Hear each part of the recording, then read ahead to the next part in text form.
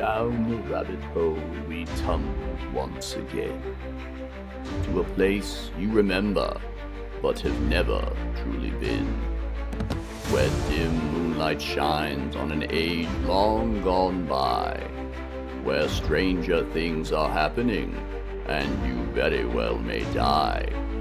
A wonderland unlike any you've ever seen before, captured by a darkness that will shake you to the core.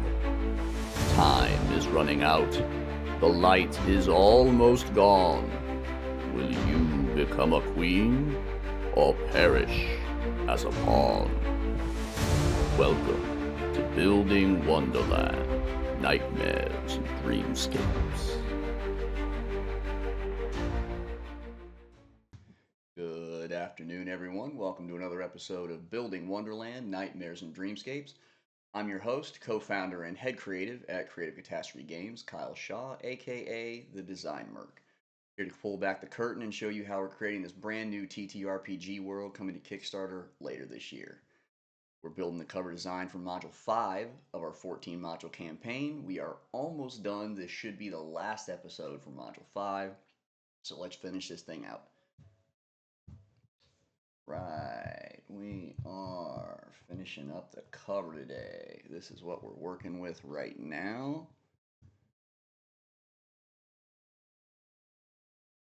There we go. For anyone not familiar with what we're doing, we are building a 14 module campaign, TTRPG style, in the world of Wonderland, in the future of Wonderland, which is unfortunately very cursed. Therefore, eerie, elegant, dark, moody, horror, suspense, all of that is involved in Wonderland, Nightmares and Dreamscapes. So that is what we are trying to get out of our imaging and our cover art. So in our Module 5 cover, we have a picture of a mirror that has grown out of the earth in the middle of the forest. And in this mirror, it does appear that there is another realm over there where things aren't quite normal. You say, funny, Wonderland's not normal. Well, this is less normal than even Wonderland itself. That being said, this image involves a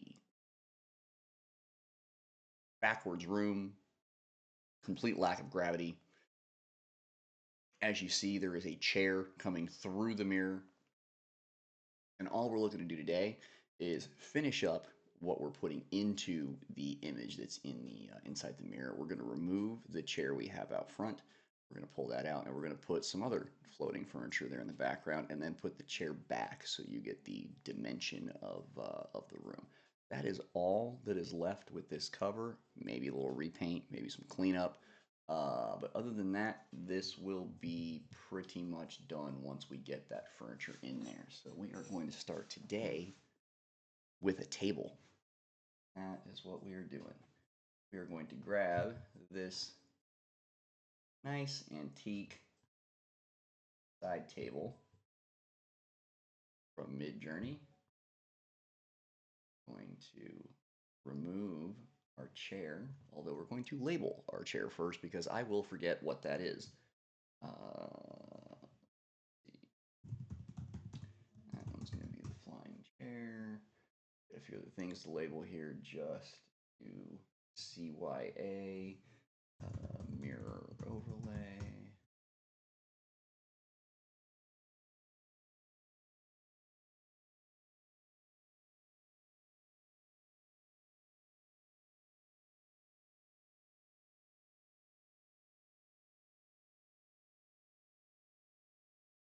You know what, we're just going to call that mirror overlay as well. There can be more than one. That is top of chair.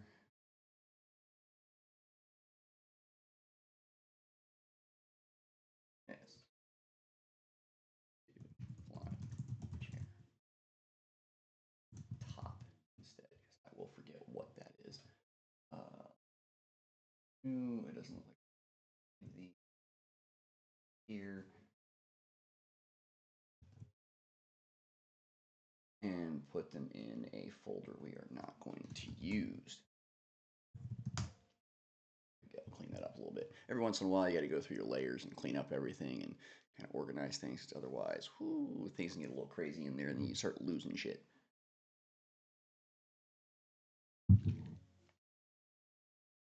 So we have a side table. Yes, yes, yes, we do. How big should that side table be? Where exactly should that side table be? Good question. It's floating. It's not on the ground. So where do we put it? Let's pull everything out for right now, including our chair and our plays. No, we need that and we need that. Okay.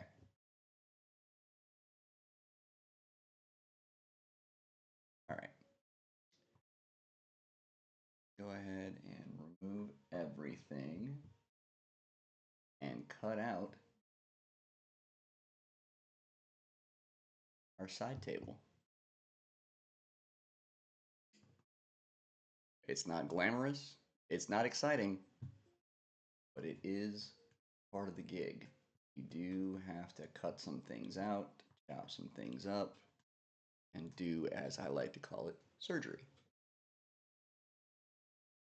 For those of us joining us for the first time, I am a professional graphic designer of 20 plus years, and we are working on building all of the graphics for this very extensive TTRPG.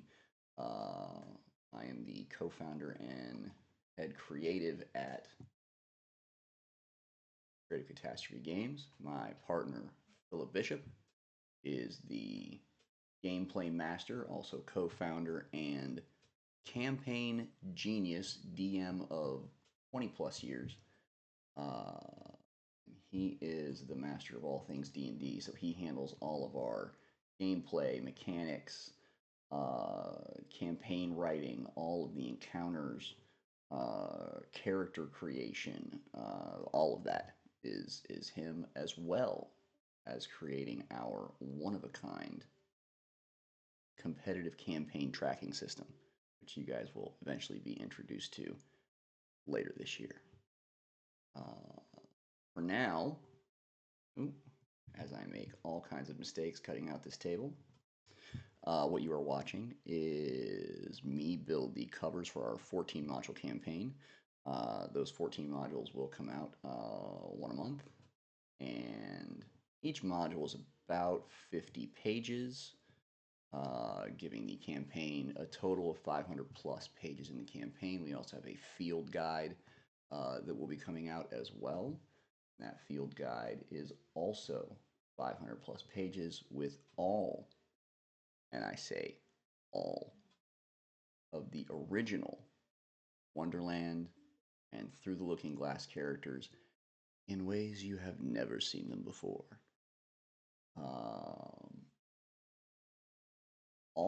I think we're at 90 now. I think 90 plus characters. Website says 70. I think the last tech was 80, but yeah, I think we're up at 90 at this point. We'll have to change that.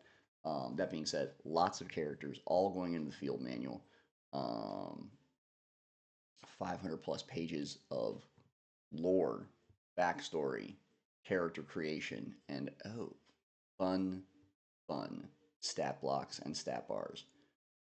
Speaking of stat bars, that is one of the things we are introducing in our 5.5e adjacent system. The use of stat bars. We have created a very simple, very easy to read, pretty intuitive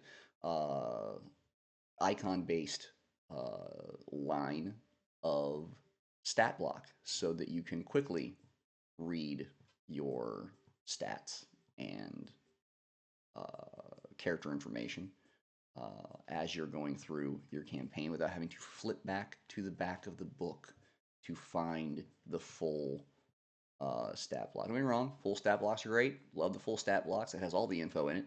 But when you need a quick read in the middle of a battle, you need to check something out, it's nice to have it right there on the page of the campaign that you're running.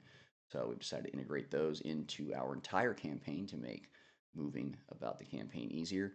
That is just one of many new and improved features that we are bringing to D&D.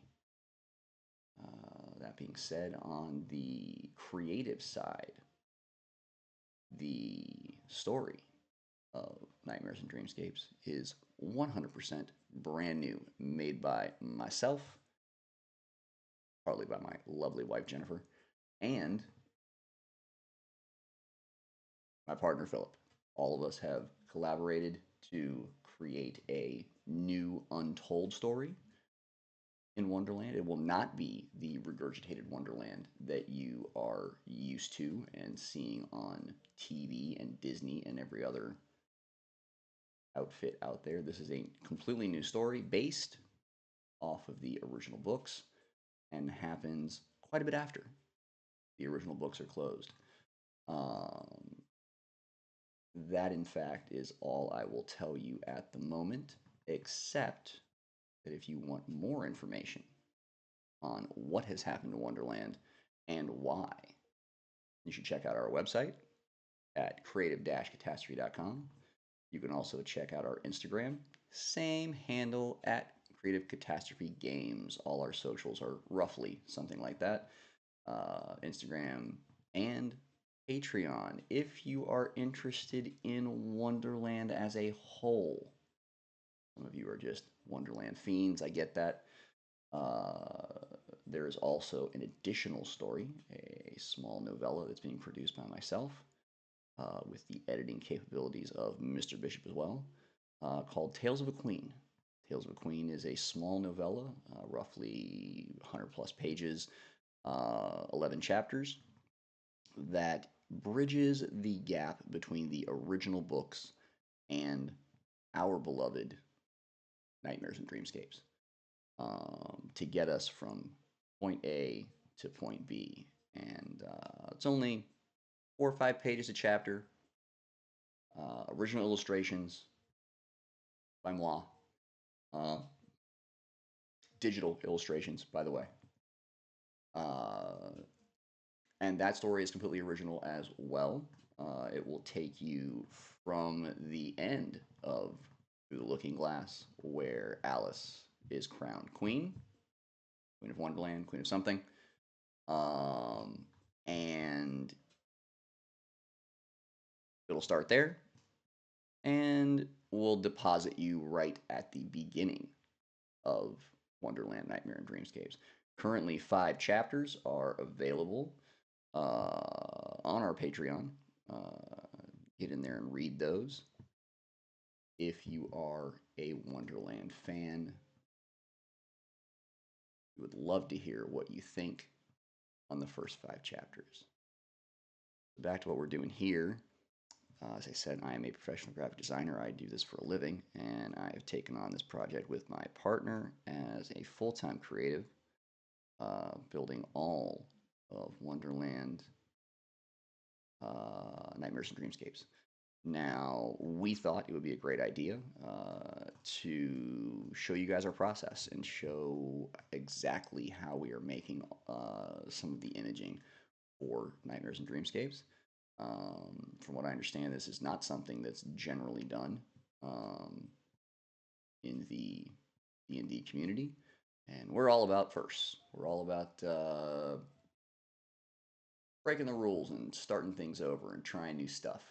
So we thought it would be interesting for everyone to be able to see how the creative sausage is made. So we are now, I believe this is episode 18 we're in so far, very shortly. All of the episodes will be available on our YouTube channel, so you can go back and watch those and see how we've created at least 3 of the first 4 covers. The first cover was created almost a year ago, I believe, at this point. But 2, 3, and 4 have been done live on stream and will be available for anyone to watch very shortly. We are on module 5 right now, and one of the things about this process that not everyone is aware of is even if you are creating things digitally rather than using standard illustration as far as Dungeons and Dragons goes. There's quite a lot of work and quite a lot of back end time put into creating these images and building everything. I am responsible for building every single image that you guys will see for Wonderland, Nightmares, and Dreamscapes. It is what I do. I'm also responsible for our website, our social media, all of our content. That is me, folks. So we're going to show you how we do some of that behind the scenes here.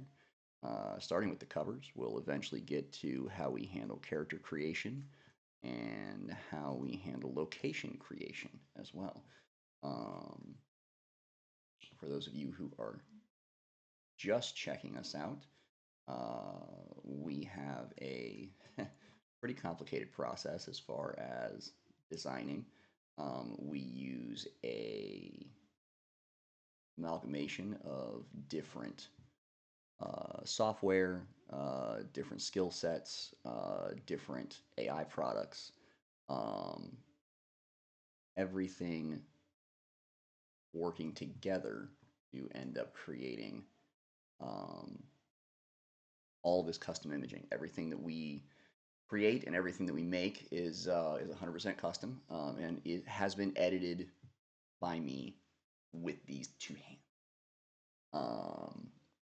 There is nothing that goes out of our studio that has not been edited by me, so you can be assured that the content that we create, while we admit some of it is based in AI, and we do use AI in our process, it can be a very helpful tool in certain parts, but the process that we use and you've seen us record has pretty much been the same for quite some time. As I said, I've been a designer for 20 plus years. I am not I did not go to school for this. I learned everything I know about design completely on my own by doing and being in the industry. So I am not formally trained and have never worked at a design agency that I didn't run. I do run a design agency currently, the Shaw Design Group. You can find it online at theshawdesigngroup.com. You can also see some of my work at the Design Work on Instagram.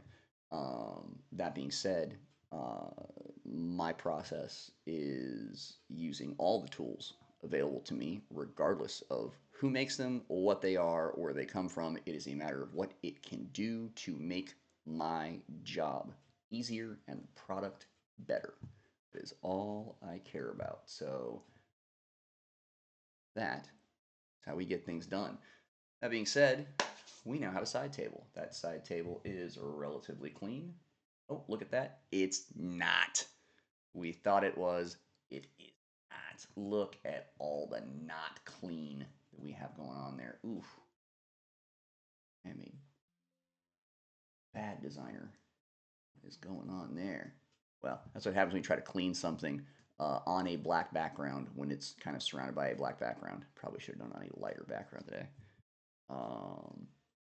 That's all right. We'll get back in here and clean all this up. Anyway, so go back around the edging here. I am really glad I turned all those layers back on. I chopped this Betty.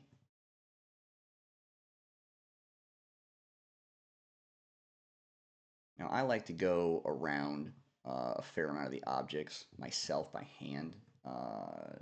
I know that there are easier ways to do it. I know that other designers do it other ways. That's great. Good for you. Have fun. I prefer to do it this way because I do a lot of things by sight. Um, and in doing things by sight, you learn um, to be comfortable knowing what you're looking for and just kind of going for it. Um, and also, I've been doing this so long, I could probably design in my sleep at this point. I actually probably have designed in my sleep at this point. You also have to understand that so what we're designing here, doing a world build, is completely new to me. I've never built something this expansive entirely on my own. Most of my work up to this point has been client based, so it's entirely what a client needs. I have basically been running a white label agency for 12 years, something like that. It's been a while. But that white label agency handles whatever projects are needed for whatever company needs them. So I've done websites, I've done social media marketing. I have designed a taco bus. Like, who does that, really? I've done environmental design, I've done iconography, data visualization and infographics, branding, marketing material, pretty much anything you can think of, billboards, anything that you can advertise with, I have done the work on. Um, and been lucky enough to help launch quite a few local businesses in my area. I'm in St. Petersburg, Florida, um, near Tampa. You guys know where that is. Um, so I was lucky enough to have been in the hospitality industry before COVID hit. This is back in the late 2000s, early teens, and because of working in that industry, I was able to connect with a lot of business owners and a lot of local businesses that all looking for design work. And I don't know about how it works other places. I'm sure it's different if you work in an actual agency and um, are specific as to what it is that, what department you work in and what work you do. But my agency does not do that. We do everything. So if you call us and you need five things, great. If you call us and you need one thing, great. Um, but we supply a wide array of different design options and print needs for uh, for local businesses, small, large, startups, all that fun stuff. So we've been able to help quite a few businesses get their initial branding off the ground, handle their initial marketing, get them set up, and not cost them a death sentence as they're trying to open their business. That is one of the things that we pride ourselves on, is that we do not charge what typical agencies that put out the quality of work that we put out. We don't charge that because it's insane. If you're paying $60,000 for a logo package, you're being robbed. I don't know who told you that that's how much it costs. That's not how much it costs. That's ridiculous. That's thievery, is what that is. So don't do that. All right. I think we have cleaned this respectfully enough. And we're going to put our mirror back together and put our floating side table in it. Obviously, it is not quite the same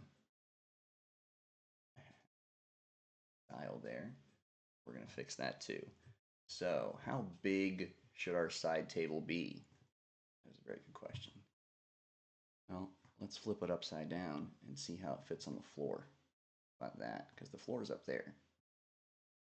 That's a pretty decent side table.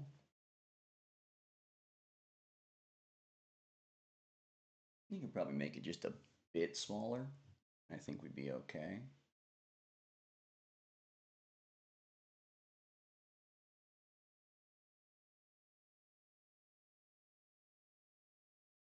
is going to have to be out front of that because you can't hit. I definitely don't want it there.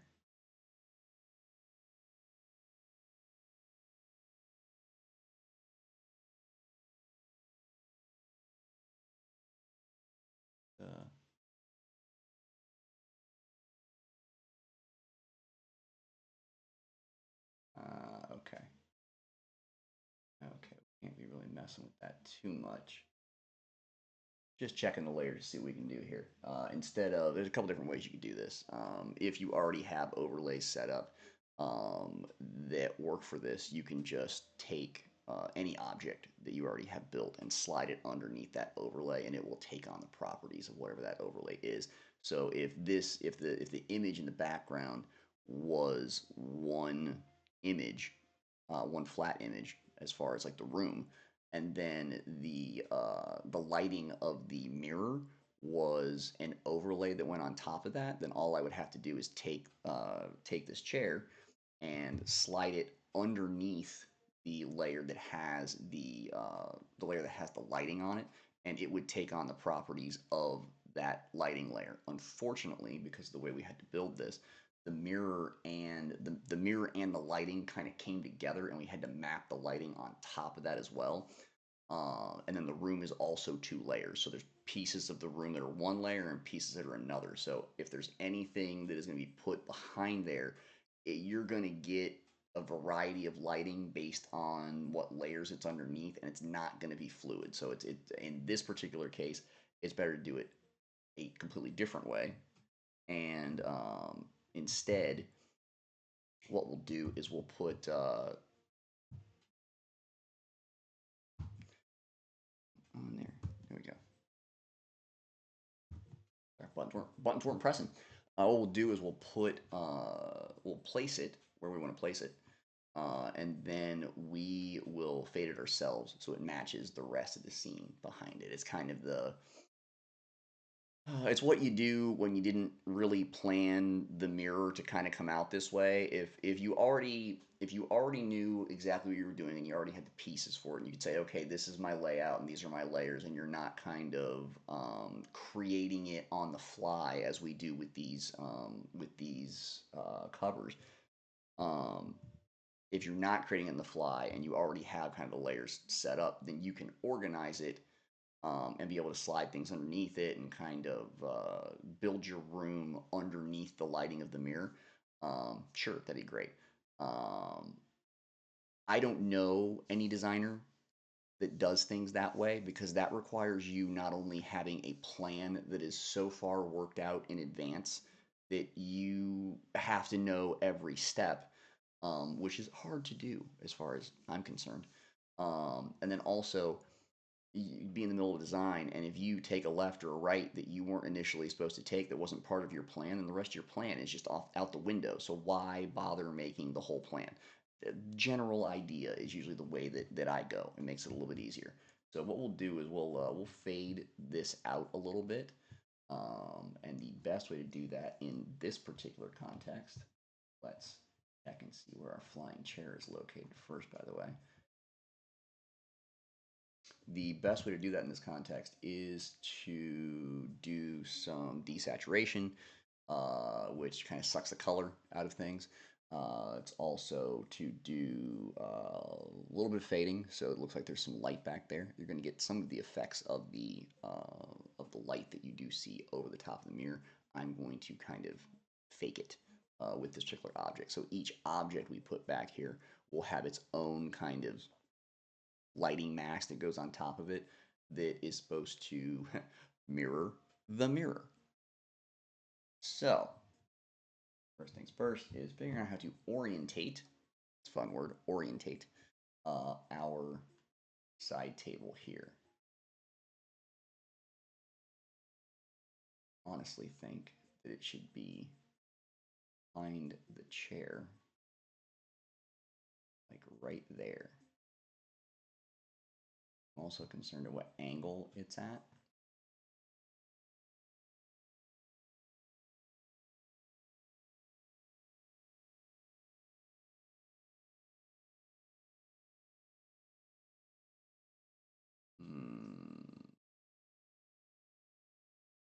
I know what you're thinking. Just put it anywhere. It's floating in the air. It's not on the ground. Who gives a shit where you put it? It matters. This goes back to a conversation we had a few episodes ago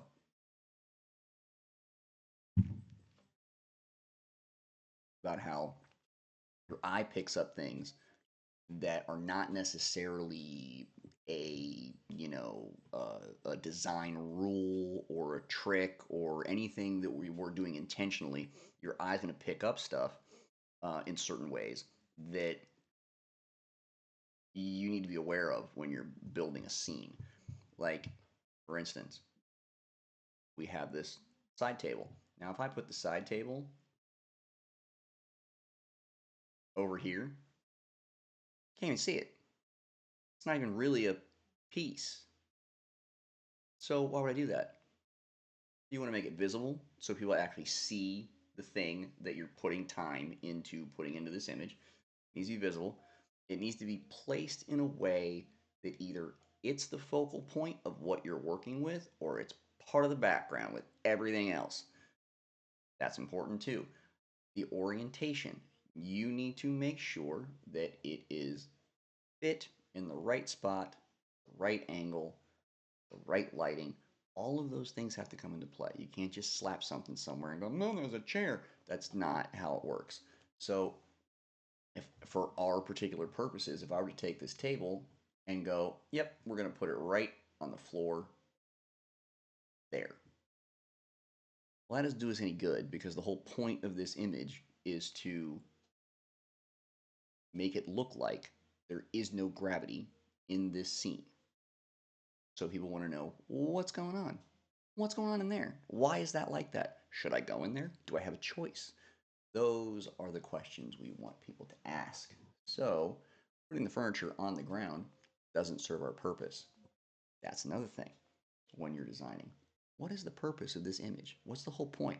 If you're doing marketing and you're designing something that's marketing, then the whole point is to grab attention, get people to check out what it is that you're talking about, and go to either your website or go buy it or whatever your product is. You want to get them from, I don't know what this is, to now I know what this is. Now I like it. Now I want it. That's the road for that. This is a different road. You're not looking at the cover of a module and saying, what is this? And then learning what it is and then going, I want to buy that. You can't buy the mirror and the realm. It just doesn't work. You can buy Wonderland, Nightmares, and Dreamscapes. That is where the marketing comes in because we want you to see the cover and go, wow, that's awesome. I want to buy that. Not this, that. So, one little table, probably not going to be the deciding factor, but we are trying to make art here. So, try to make it pleasing to your eye. And one of the things that goes along with that too is what are we trying to portray here? If we're trying to portray that all of the items are floating in the air at random heights and are not necessarily tied to anything, then you want to make sure that you can actually see that and see if the objects are doing that.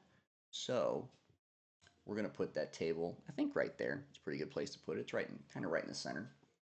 I'm going to put it, want to put it behind the chair a bit. So you get the idea that it's further back. That is a problem. So there's another thing to consider. In this particular image, we are building something that has dimension, even though it is only a two-dimensional image. When you look at it, the feeling that you're supposed to be getting is I'm standing on a path and this is in front of me and there are tree roots that have come up and like are holding this thing, and whatever it is, it's showing me another room that it looks like I could like touch and walk into, but then all of a sudden a chair comes flying out of it. That's what we're trying to show in this image, but you have to show that as like separate dimensions in a two-dimensional piece. So we want to show that the rest of the furniture that's floating around is not coming out of the mirror. That's just the chair. So the rest of the furniture needs to have some kind of anchor point that proves, oh, you're in the room, not coming out of the mirror. Best way to do that, make it look like it's behind the chair. So that's how you use perspective. I'm going to put this, even though it's not really angled the greatest way, I'm going to put it right there so you can very obviously see that it is behind the chair there.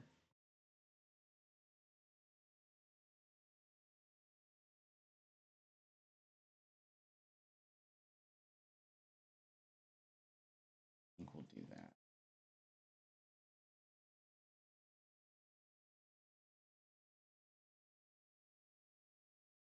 All right.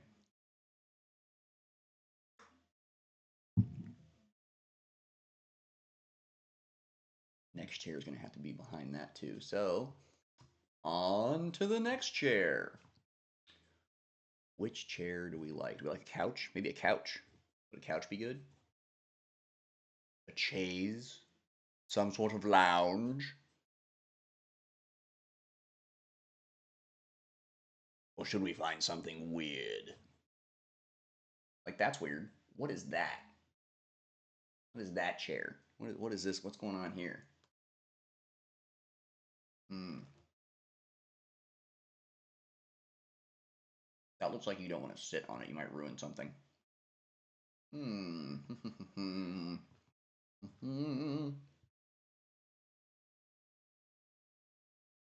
Oh, so many options.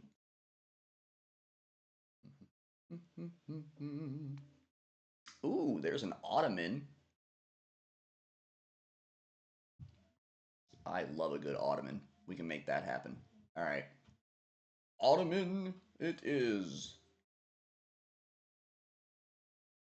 Now, I'm only planning on putting maybe 3 more pieces in here. So, coffee table, ottoman, another couch in the back, maybe. Something like that. I think that should be enough.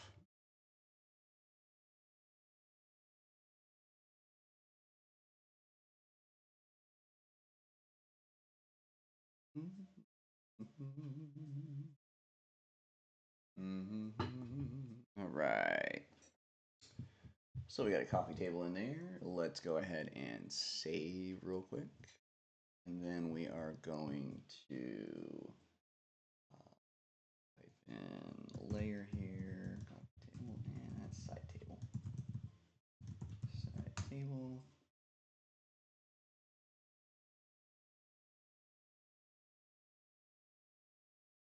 Need to desaturate that a bit.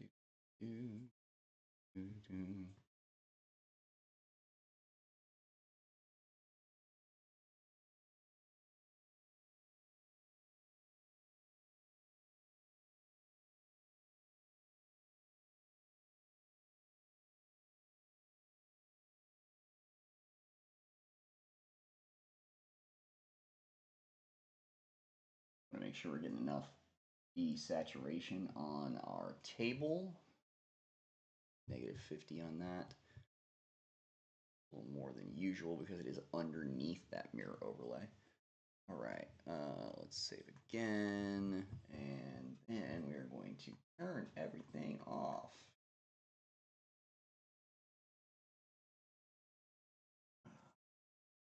Add in our ottoman. So go ahead and erase the rest of the image that we don't need. That is the tiniest chair. Like, the ottoman is larger than that chair. Is that like a child's chair from back in that day? That's interesting. Wonder if it is. Or I wonder if it's just something AI made up and went, here's a real chair. And you're like, that's not a real chair. You made that up.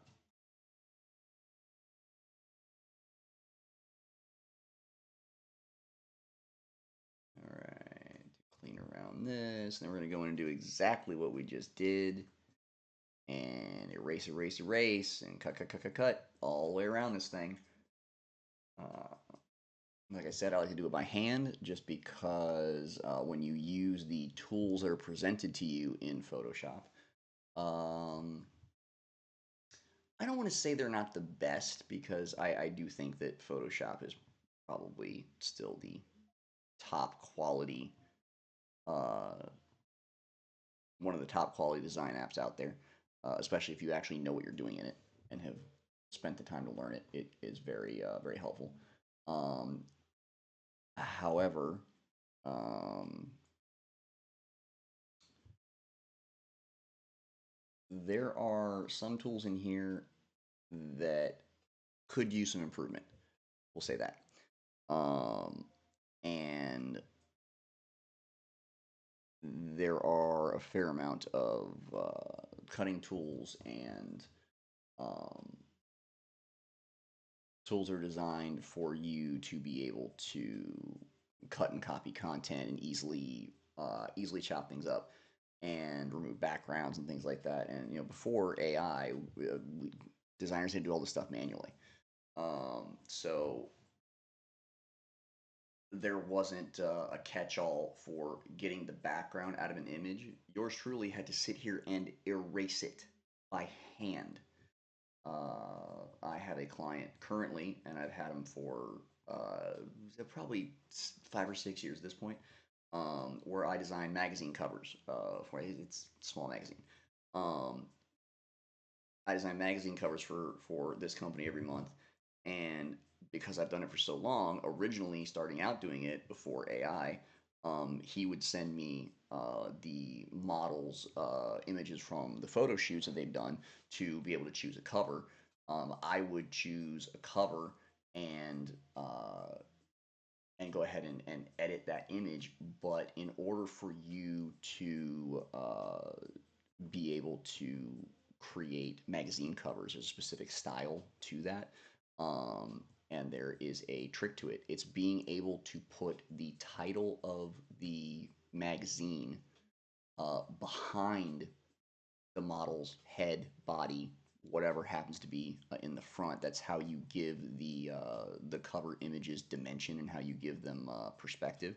So if I just get a flat image of a model and she's standing there in whatever she's wearing, and there's like a background behind her, in order to put the titling on that background or on that image, I have to basically, or used to, have to kind of chop her head out or chop her head and shoulders out, duplicate the layer of that, put it on top of just the flat image, and then put the title of the magazine behind it and erase around what piece was left around her head so it looked like the title was behind her head.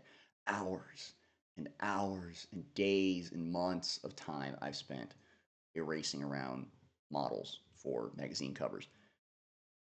Because if you were to just tell AI or tell Photoshop, hey, I want to use the magic wand tool and I want you to encircle and ensorcel this particular person, I'd probably say, again, 70% of it would be correct, but hair is always tough when you start dealing with a model that's wearing clothing that is close to her actual skin color or close to the color of the background that's behind her. Separating those two things is impossible for the computer to do on its own. Even AI can't do it right. The funniest thing is if you try to remove a background on something and the coloring of the background or the shading of the background is too close to whatever's in the foreground that you're trying to cut out, if you tell it to remove the background, it will tell you that it can't find the background. Like it can't locate it in the picture because it all looks like one thing. So what do you do then? You get your eraser out and you get to work. That's what you do. So that's how we used to do it back in the day, and that's still kind of part of my process because when you let the system do it, it leaves artifacts, it leaves an edge around everything that you erase, and it's whatever color was in the background. It's just not, it's not good. It's not good enough and detailed enough for the level of work that I do. So I go in and I manually erase things myself to make sure that we're getting the best quality we can out of what we've got. Um, just a thing, just the way I design. And again, I've never designed for an agency. I run an agency, but I've never designed for one. So I didn't come up in that kind of sphere of design where you go and work as a graphic designer for an agency, and you're building whatever projects they're handing you, and you have your little cubicle and you do your little thing, and you have your creative meetings and your mood boards, and yeah, I don't do any of that. That's not how this works. Mm. Those are the guys that are getting paid 60 grand to do a logo. They're sitting there having meetings on mood boards and color choices and swatches and textures, and if your mom called you today, wasting time, wasting clients' money. I don't need a mood board. Happens in here. Mood boards are a waste of time. That's for people that can't see shit. I like to do it in my head. And when you've been doing it long enough, you can do it in your head. So it's kind of like, I'm sure you guys remember this. Maybe you don't.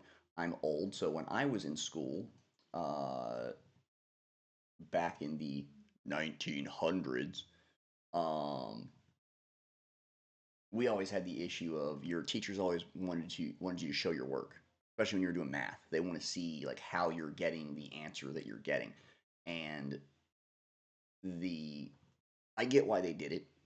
It was kind of a pain for me because a lot of it I would see the numbers in like being written in front of me because I'm a visual person. I'd see the problem in front of me and I do the problem in my head without having to write it all down and get the answer. And they're like, well, yeah, but we don't know that you didn't just cheat to get that. No, I did the thing in that. That's what you want me to do, right? Is do it in your head. Anyway, it's very much like that. Teachers used to tell us, you're not going to have a calculator on you everywhere you go. You're going to have to know how to do this stuff. It's all very important math. They were wrong about all of those things, by the way. All three of them. You have a calculator in your pocket. You are not going to need all those things because I definitely don't need to know how long it's going to take the train ride to get me from A to B because there are no trains in Florida unless you take Amtrak. We don't have speed rail here, so I don't have to do the time. Anyway, that being said, uh, there are points in time where you need to show your work. You should show your work, like this, where we're actually showing you how we're building these covers. That's a good way to show your work. Do I need to actually show you every thought that's coming through my head as I design? Well, I might, but I don't have to. That's a little ridiculous. Um, so yeah, that's part of the problem right there. So there are things where I will absolutely show my work, and there are some things that I will just do them very quickly and go, yep, that's how it's done, because those are shortcuts, kids. That's what makes the flavor.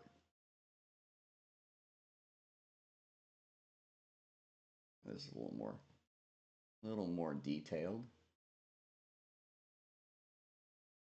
Wifey will tell you that when I tell her I have to do some detail work, she knows that I'm going to be in here on the monster screens, burning my eyelids out to the design, because the detail work you have to get in there pixel by pixel and erase and clean and fix and edit and all those things, and it takes some time. It takes a little bit of patience. I'm beginning to think it also takes you being insane to a certain degree. I definitely qualify for that. Uh, Clean that off.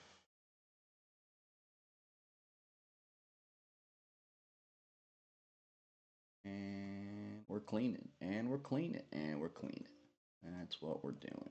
trimming up this ottoman so you can put it inside the mirror.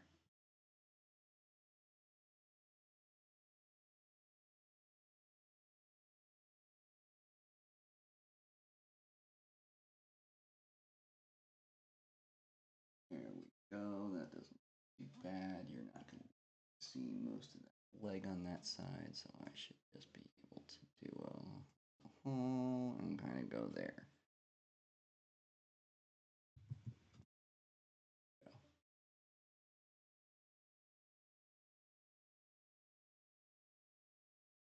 That's right. Control Z is the #1 option we use in Photoshop, and that is the undo button.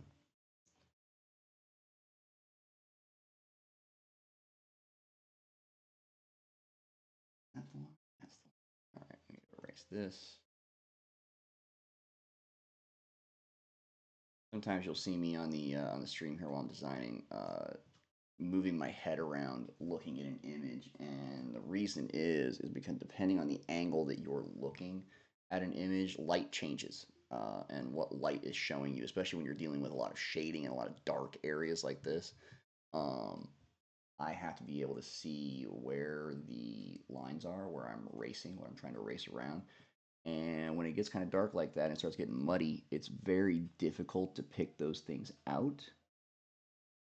So you kind of have to look at all the angles to determine exactly where you need to erase. Man, this is a wild looking foot here. I am not even entirely sure I did this right. It just looks so odd. Very strangely shaped.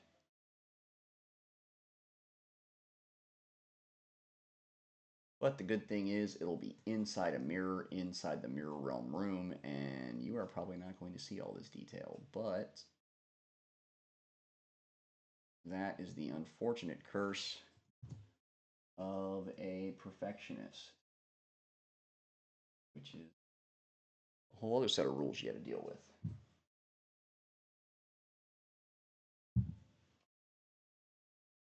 See, much like when you're writing music, a design is never actually done, and anyone that is a painter or is a sculptor or does any kind of creative work, even writing, even when you're done, you don't think you're done. You could keep going. You could keep editing. You could change the way this looks, or change this chapter, or maybe this character doesn't look right, or whatever. There's always edits you can make, and you can edit infinitum until you stop breathing. But the point is that if you edit forever, then you never get to the point of putting a product out, or actually having people look at what it is you created, because you're too busy. Get too busy trying to make it perfect, whatever that means. By the way, there's no such thing as perfect. It doesn't exist. It's a what do you call it? It's an aspirational idea that something could be perfect. And don't get me wrong, that's great, but it's an aspirational idea for a reason. It's something to aspire to, and sometimes the things that you are meant to aspire to, you're unable to reach them intentionally. Just kind of the way it's built. Oh, there we are.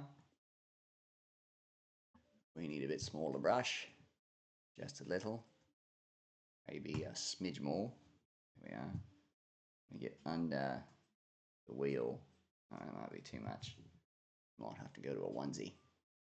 Yep, going down to a onesie. You can barely see. It is. Right there, you see a little crosshair? That's as big as the brush is, boys and girls. So you gotta really get your bifocals on to get that one done. All right. What else we got? It's messy up in here. This all looks pretty good. That all looks reasonable. Reasonable.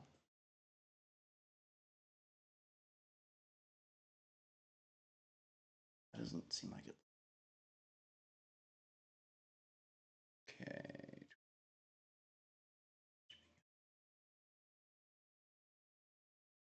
Yeah, I don't feel like you go with what we're doing here. There we go. That's better. All right. I think our Ottoman is ready for the Empire. If you're a history fan, you'll get that joke. Right. Turn everything else. Oh, before we do that, where is that spot coming from? You see that? You see that spot right there? There it is. You see a spot? I see a spot. What layer is that on? Oh, that's a part of the mirror overlay. Well, guess what? It's going now. Bye. That's a good idea, regardless of what you're working on or how many layers or whatever else is going on. It's a good idea to pull all your layers, turn all your layers off, and turn it back on, and do a little bit of that every once in a while when you're going through your design, because you pick up things like that where you have little pieces that you didn't quite erase or you didn't get all of or you didn't even see. The fun one is when you're building something like this that has like a page constraint and you have an image and you cut a bunch of stuff out of it, but the rest of the image is off the side of this particular area, the edging. So it's off to the side, and then you go to move it later, and you realize all this shit that was over here that you couldn't see didn't get erased, and now it's all part of your image when you drag it over. So yeah, you gotta check back on yourself just to make sure you're not making too many errors. So we have an Ottoman of the Ottoman Empire. Let's see where we're putting you. We should probably put you with the side table. We should also probably put you behind the side table. And I'm guessing.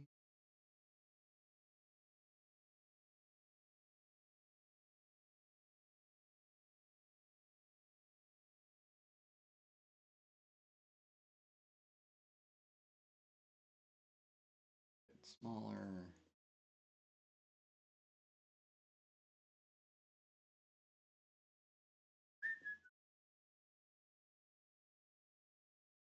That's gonna be kind of brown though, so excuse me while I turn my head over so I can see what this looks like. I know it looks weird on screen, but I actually do this all the time. Sometimes you have to see an image in its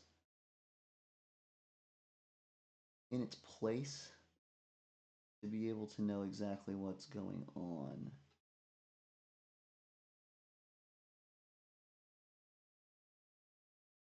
Tough one. That's not that far off the ground.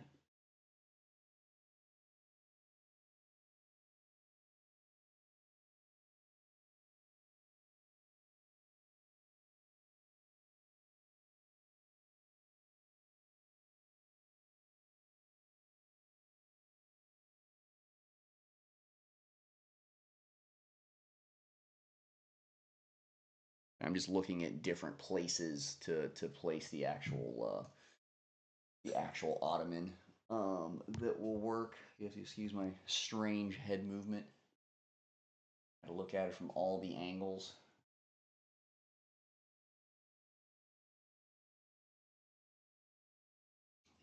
Do as well.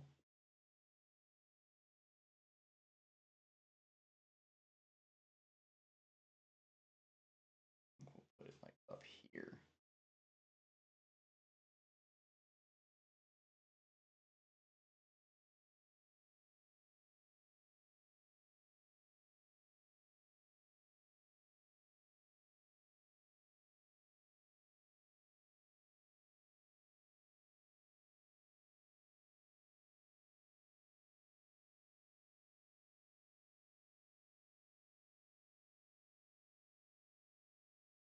I think we're gonna need to put it like this and probably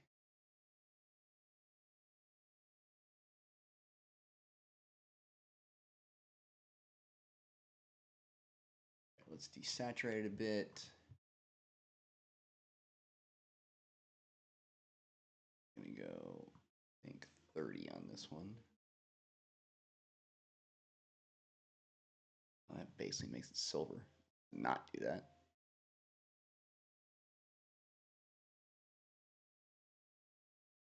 Okay, get that.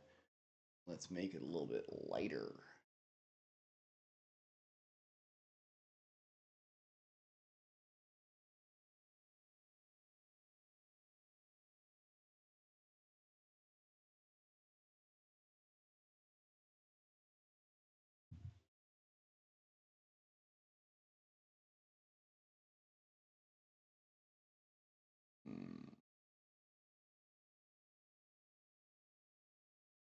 Maybe too light.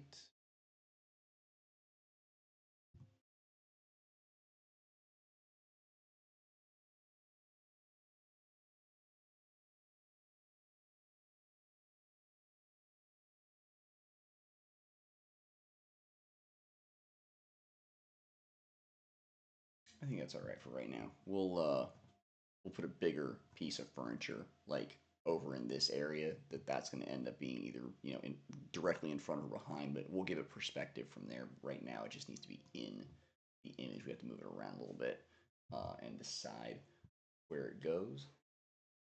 That is our ottoman. All right, we are just over an hour in. We've got a couple more pieces of furniture to throw in here. This kid did not get lunch, so we're going to take about a 10-15 minute break, shove some food in my face, and then we'll come back and we will finish the furniture and cover for Module 5. Stay tuned. And we are back. Thanks for waiting. Sorry about the length of that. It took a little bit longer to get lunch in me. Let's go ahead and get another piece of furniture going. What do we want next? Something large. Large and in charge. What do we like?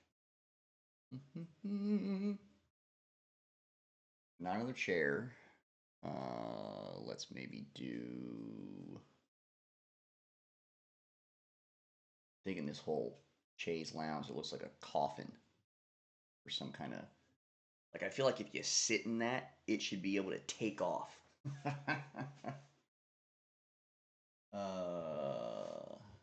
Right. I don't know, I'm not super into any of these, to be honest with you.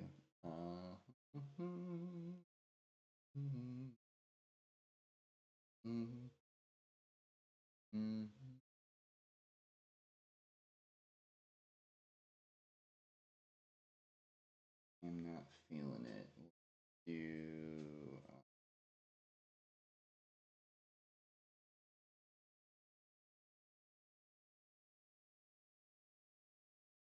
here we go.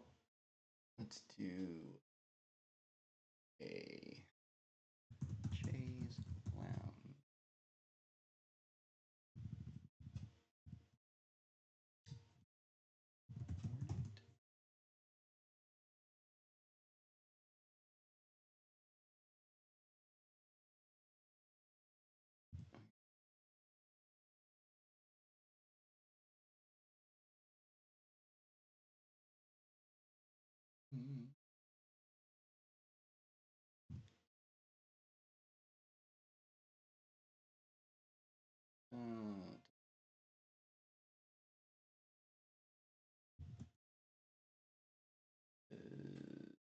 No, I don't care about that.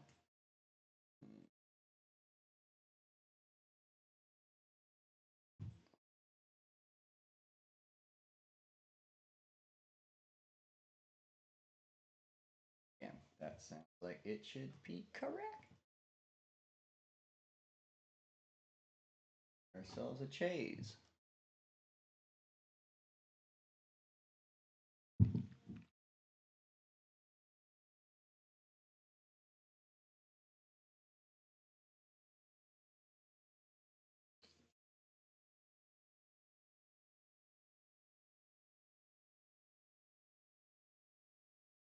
Okay, so absolutely none of those is a chaise lounge.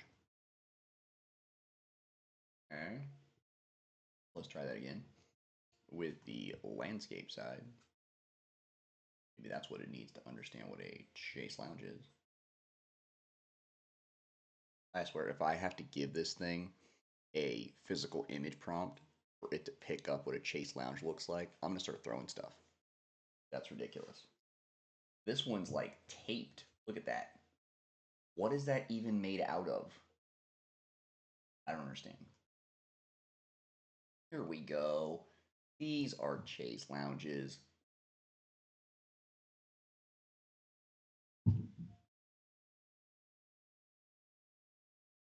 That's what we were looking for.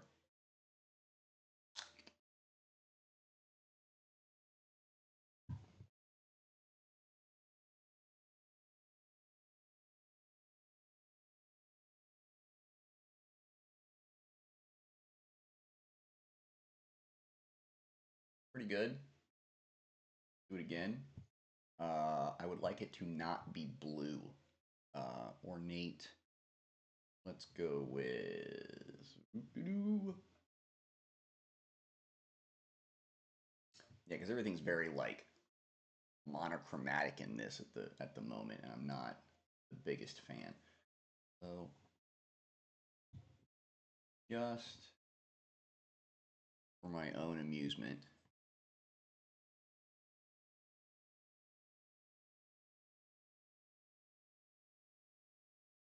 Yeah, but it'd make the whole thing that color. Yeah, well, I mean, that's not horrible. I've seen old chairs like that. I've sat in old chairs like that. Uh,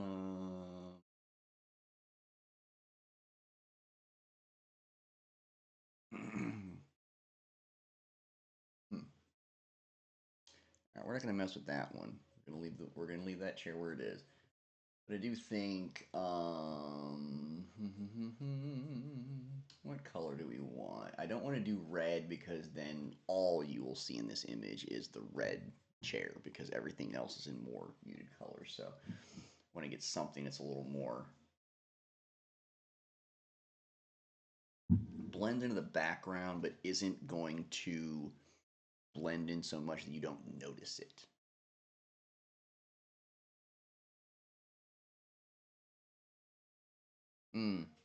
Maybe something like ivory, something like that. Let's try that. Ivory colored.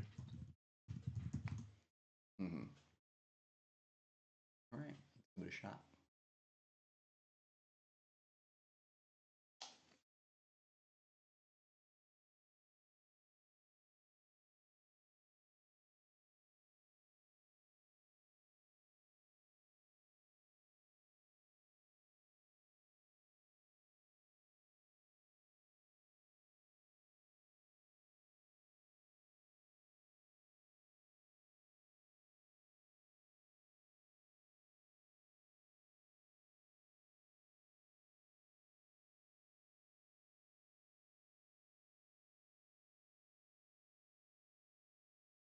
Well, that's not what I was looking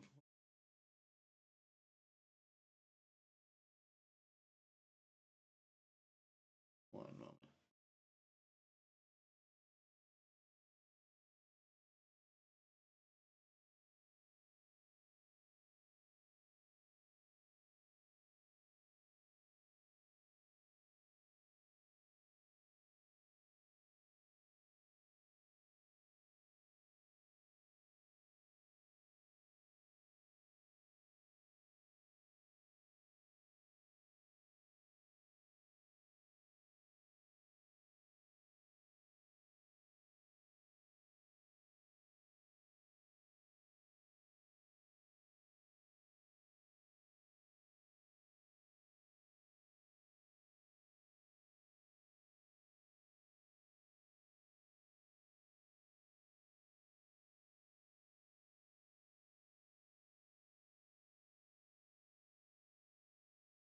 All right.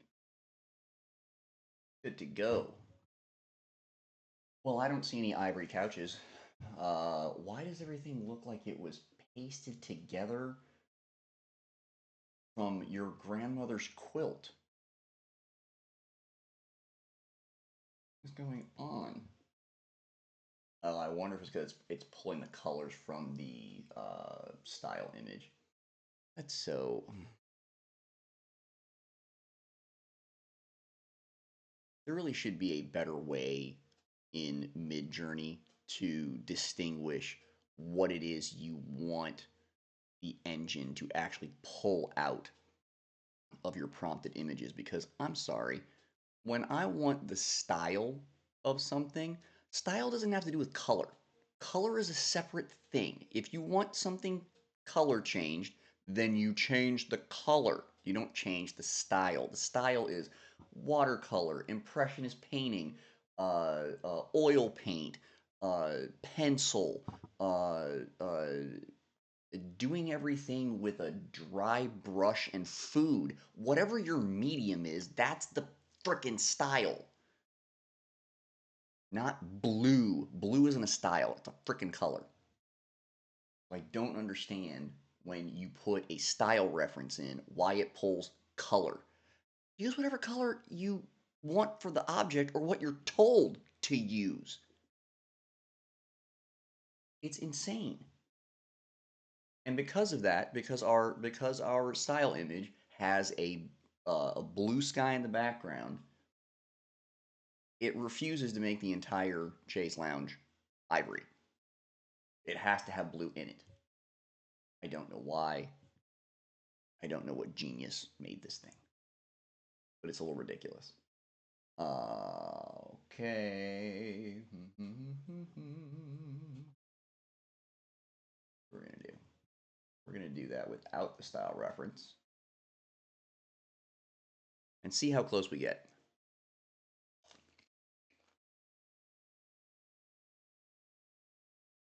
I don't know if any of you guys out there use AI tools for anything. It may just be me. They do this stuff all the time. The tools, when they came out, were a lot better than they are now that we're getting newer versions and updated versions and blah, blah, blah. They were better like 8 months ago. Now they do less and less what you tell them to do.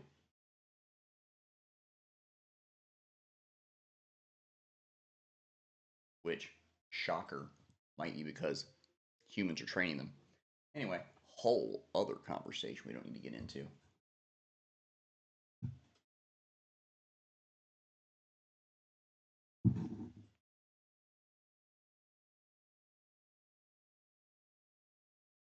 Come on, even money, let's go Vegas. Roll the dice.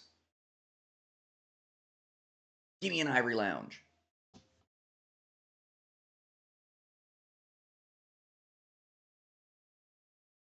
Like, that's kind of a chase, but that's a wild design for that. Very wild design. Hmm.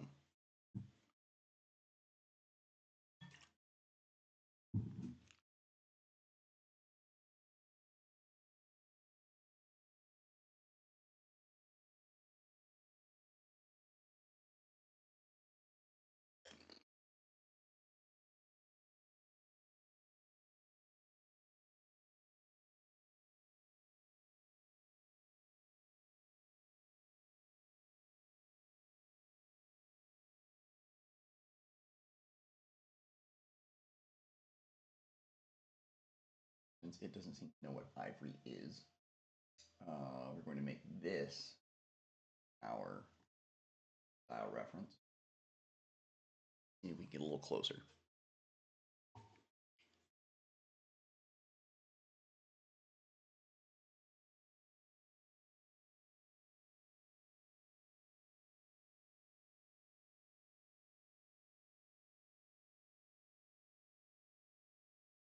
Hmm.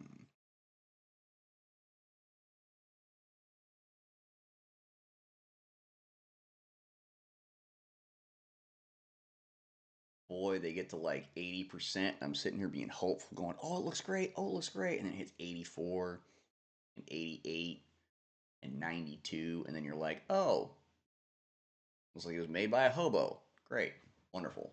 Glad that hobo step was like the last like 10%. No, this is fine. This is good enough. I think what we'll be able to do is let's see what we can do before we do it. All right, flying chair, more flying chair, side table, ottoman. Get rid of all of the things except for the room. In we go with a chaise.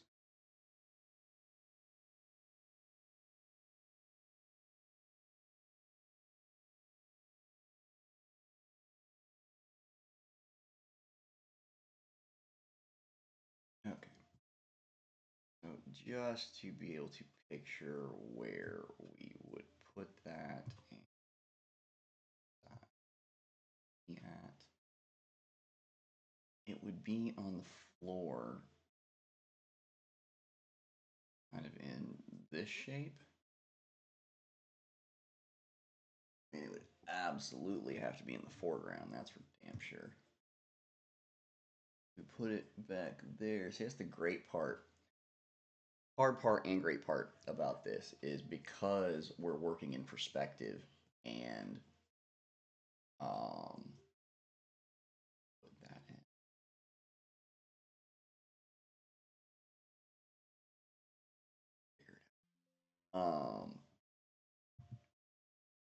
Because we're working with perspective and we got multiple different pieces of furniture, and if you look at the floor, which is now the ceiling of this room, it angles quite a ways away, and the fireplace is meant to look like it's far enough back to where there's an entire room in front of the fireplace. So as long as we layer them correctly, the sizes of the furniture don't matter because you could have the chaise lounge all the way in the back by the fireplace, and it's going to appear to the naked eye that it's smaller because it's further away. Your eye and your brain adjust to that automatically, and that's how you get distance.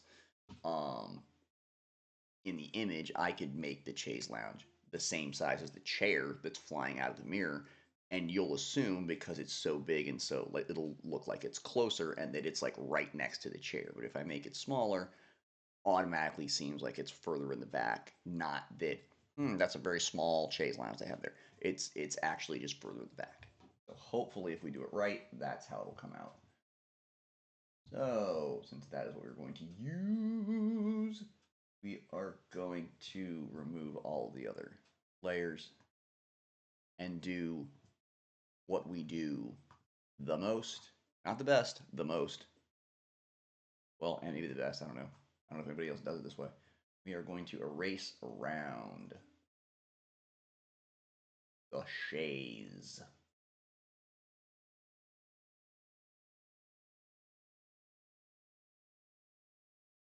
That sounds like a good like F1 race title. Race around the chaise.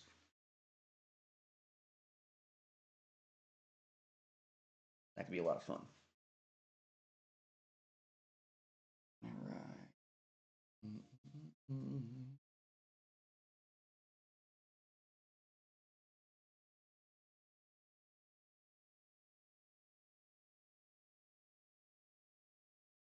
Bit of eraser there, a little bit of eraser here.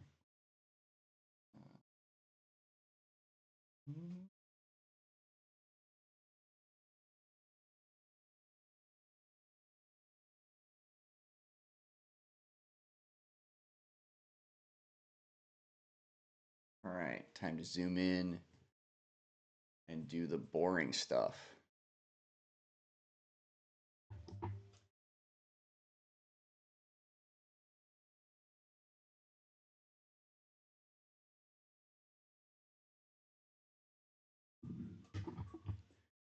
Right.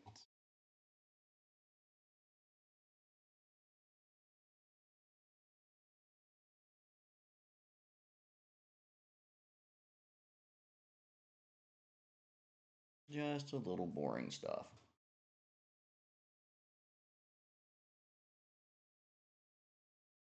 erase around the edge. Clean this lovely lady up.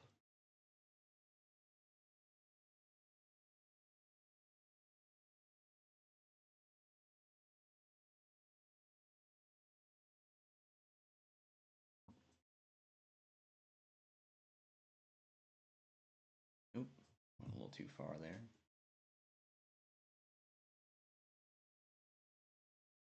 Is a skill in itself to be able to edge your way around, edge your way around an object in Photoshop with an eraser and not absolutely just make a mess of yourself. It's a bit of a trick. It does take quite a bit of patience, a lot of cleaning your eyes.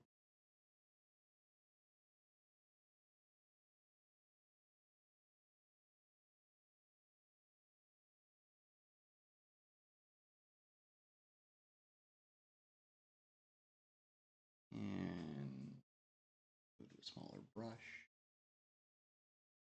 That.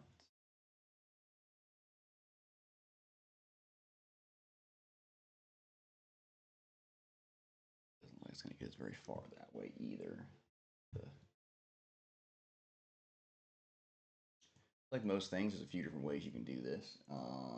You can start going around an object, and as you go around the object and start erasing things, you're going to run into cracks and crevices and angles and corners that you have a hard time getting around and getting just the right amount of color erased from. So more than likely, you will need to change brush sizes. And there's a couple different ways that you can go about doing that. You can change the brush sizes as you go around the object, or the way I like to do it is I like to pick a brush size. Um, I like to pick a brush size and then especially go generally larger to smaller is usually how it works. So I'll get a larger brush and then I will look around the entire object for where it is most beneficial to use that size brush, and then knock out those areas first. And then I'll downgrade the size of the brush and do the same process. I find that that makes it a little quicker to get around an object because you're not having to you're eliminating the changing back from one brush to another because really all you're doing is you're downsizing brushes the entire time. If you do it the other way, you're changing to this brush and you're changing back to this brush and you're changing back to that brush and you're changing back to this brush. You're doing a lot more brush change actions when you do it that way than if you just uh, uh, what's the right way to put it? Deconstruct the entire process and instead of doing it in a linear order, do it in size order and take care of the, you take care of the big areas that need more wide rounded edges with larger brushes. So you take care of those that way, and then you use the smaller brushes as you get through the rest of the design into the little corners and crevices of what you're working with. I find that that takes a lot less time. I find it's a lot easier. I find that I don't want to throw my mouse. So there's that. We take the bigger brush, we go around the bigger areas, especially stuff that has like expansive, like straight edges or whatnot that just needs to be removed of the background color. It's so much easier to suck up the square area of what you're having to remove if you use a bigger brush and a smaller brush, obviously. Um,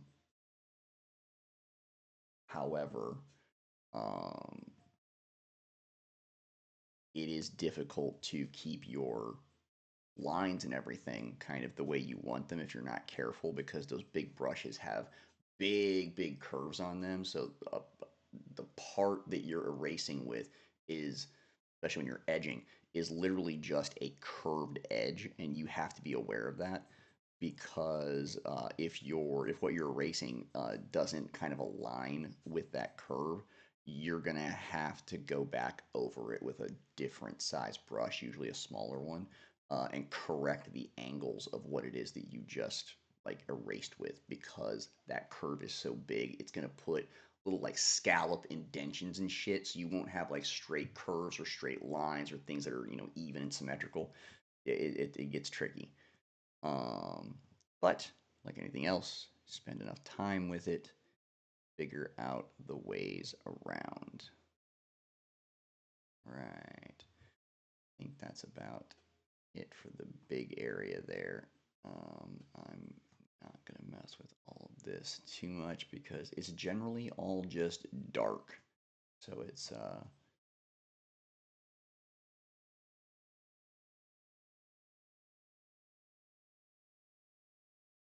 there we go.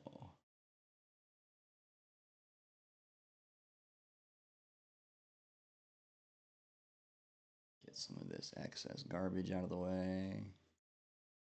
Got a bigger brush so we can do that.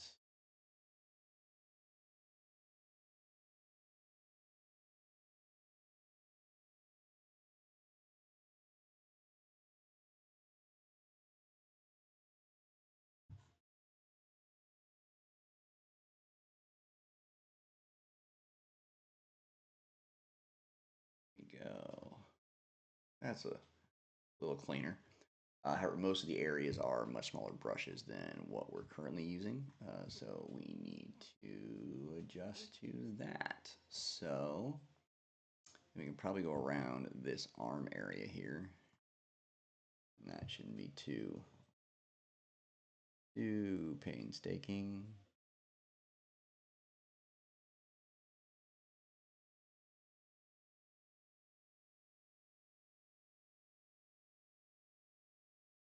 There we go. Right around the armband. And also sometimes when you're, especially when you're dealing with AI art, it likes to put, you know, lines and direction changes all over the place, and doesn't always completely fulfill out an area when it's putting color in. So what that means is, like you can kind of see over here on this on this arm, right in this area where this ivory part comes around, or it's very shiny, right on this edge line, it just kind of sharpens out there, and then it just kind of goes to the background. So it didn't really finish that curve properly. Um, that's what that means, is when, you know, you have an area, but the image itself isn't finished out properly. They just like slammed a different color there, so shape wise you can, you know, trim this around and trim it down to where it looks good. But you're gonna have to fix those like color areas because it didn't fulfill the rest of the image. But yeah, just one of the things that we deal with all the time.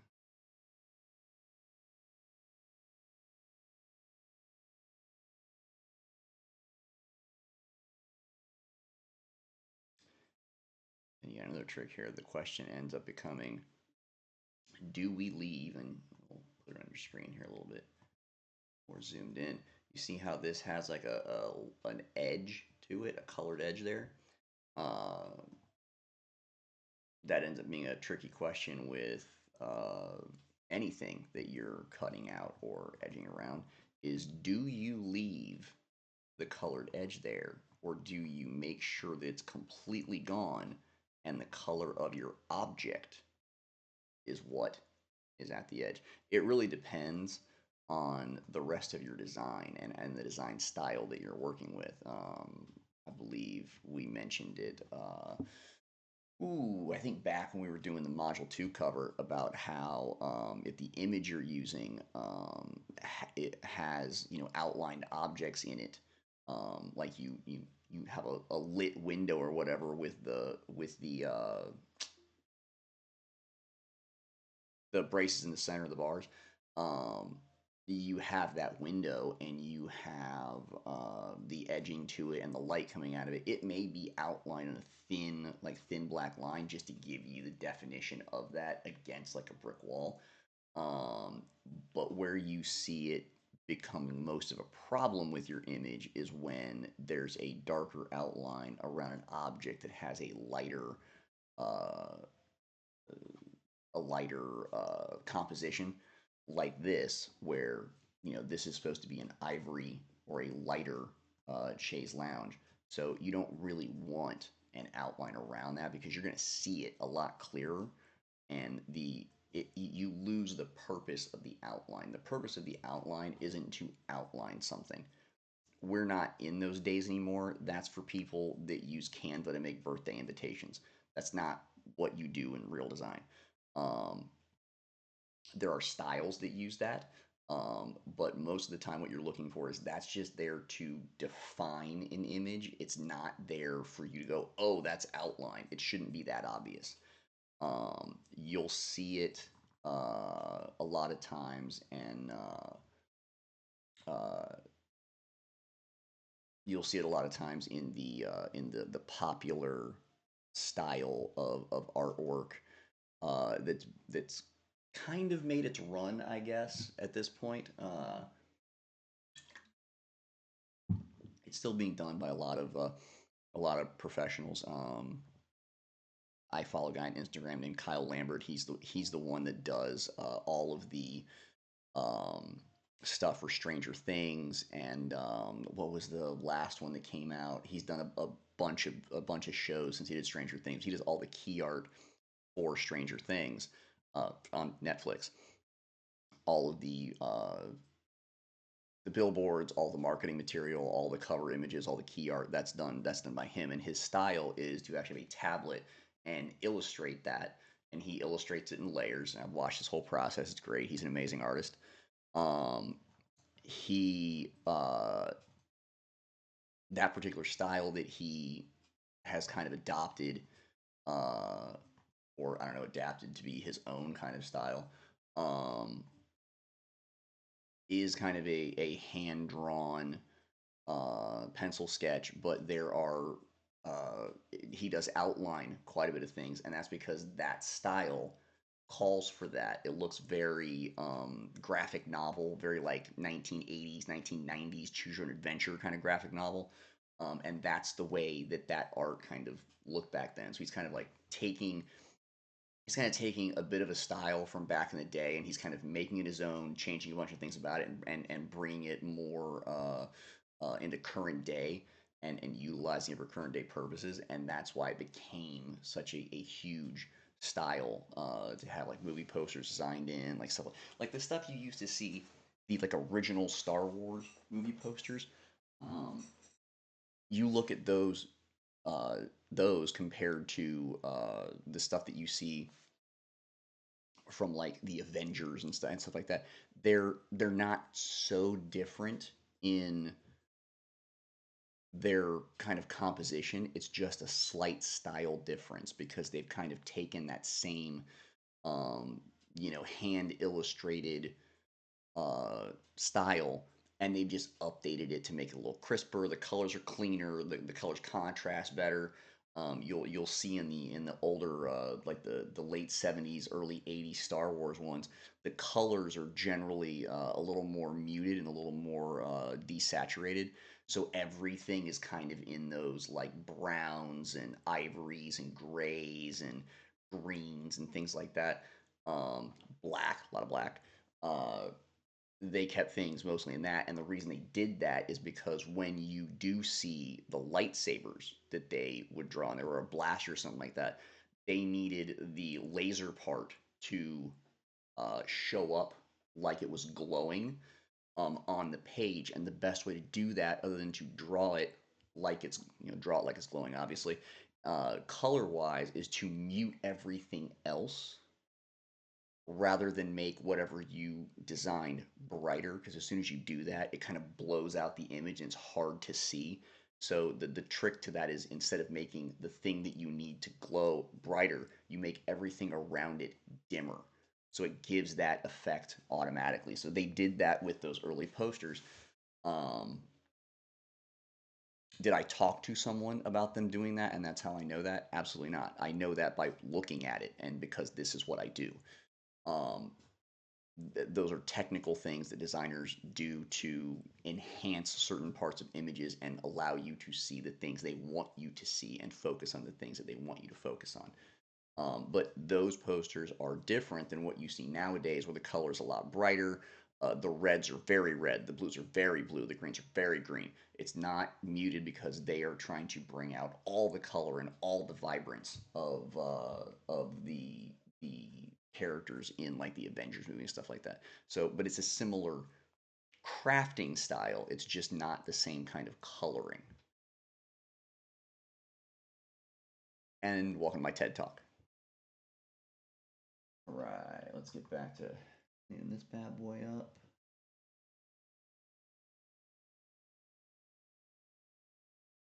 I think it is about time to move on from this brush. We can probably take this straight laced area here. Oops. See, here's where we run into that thing that I was telling you about a few minutes ago, where if you're trying to erase a straight line, but you're doing it with a curved eraser, you can only kind of edge across it and kind of get close to making it straight. Because if you just try to swipe, you're going to see scallops out of the brush. Um, I would love to be able to tell you that, oh, we just use a square brush. And that way you have that square edge. Yet, no, not when you're dealing with angles. They don't make square brushes with angles. And if they do, it's never the angle that you need it to be. Um, Unfortunately, digital brushes, do not work the same way as actual brushes. I know this literally for a fact because I've been painting rooms in my house for the past like 6 months, and because you don't have the ability to angle your brush stroke and be able to put pressure on certain parts of the brush to change that angle as you brush. You can't do that with a digital brush. It is what it is. Like what the size that you're looking at is the size of the brush you picked. If you want something else, pick something else. That's how it works. It doesn't change as you're brushing. It's just not built that way. I'm not even sure they could build it that way. That like how would it intuitively know how you want to bend the brush unless it was like jacked into your brain? There you go, Elon. There's your next toy. Figure out how to get your Neuralink to create brush strokes when you paint with your mind.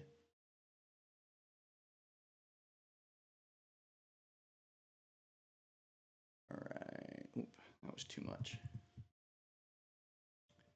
Too much.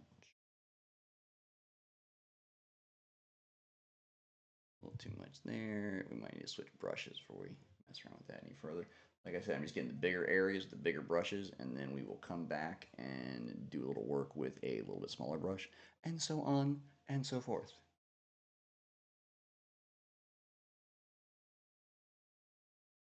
And you don't want to get too close to the like these edges here, the edges of the area that you're working in. You don't want to get too close to those with the bigger brushes. Just if you leave some excess that you need to erase over here, leave it, leave it. Because if you try to do it with the big brush, this is as far as you're gonna get, like right here. I can't get in this area. I can't get in here uh, with a brush this big. It'll take the whole chunk, and that's not what I'm looking for. And I can't get it in there. So the best thing to do is get close, make sure you stick to your edges, and then just come back and fix it with a smaller brush. Like don't try to force it. It's not going to work. Be cooler if it did, but it doesn't. All right, that's pretty good for that brush. Zoom back out. I think the only major areas we need to do are these little like corner deals, and then around the ornateness. So let's do that.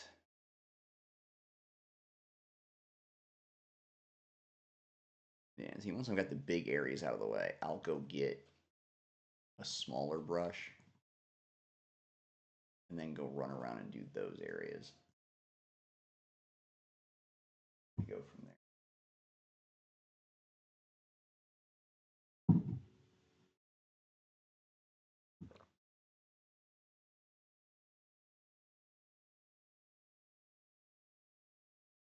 All right.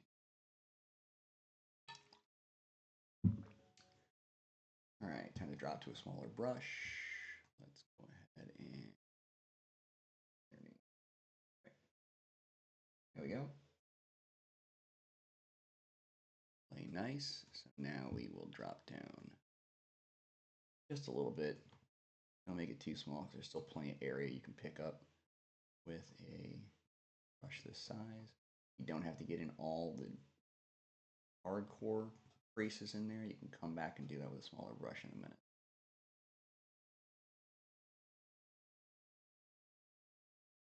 Right. Up.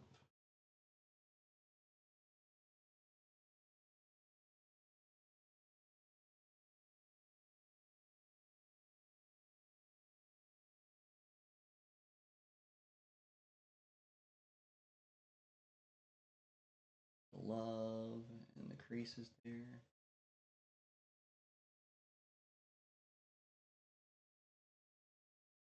Now we can go down to that smaller brush and get the little tiny parts. You can't skip those, folks. You can't go, oh, that's close enough. No one's going to notice. That right there, the detail, that is what people notice. It makes all the difference. Your eye notices whether you want to admit it or not.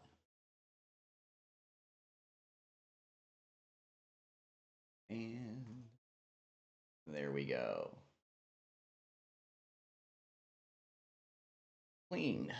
All right, let's clean this whole area here. Now, as we have said before, we are building Wonderland, Nightmares, and Dreamscapes. So essentially, we are building all of Wonderland. This version of Wonderland is new. It has not been done before. We know because we're the first ones to do it.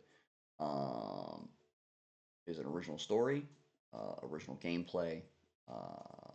The characters are as much original as they can possibly be. We are using the canon characters of Wonderland for our expansive TTRPG. And the great part about that is that the majority of the characters in the Wonderland novels originally were barely mentioned. They were mentioned as a sentence or just an offhand comment or something of that nature. So there isn't a lot of detail when it comes to backstory for, I'd probably say 80 to 85% of the characters that are in the books. You get the fact that they exist. You might get a name and you might get a couple of identifying features, like what that character, what kind of creature that character is, or whether they talk intelligently or not, or what is going on with them, or what they look like physically look like. You may get bits and pieces of that, but for the most part, there's not a lot there.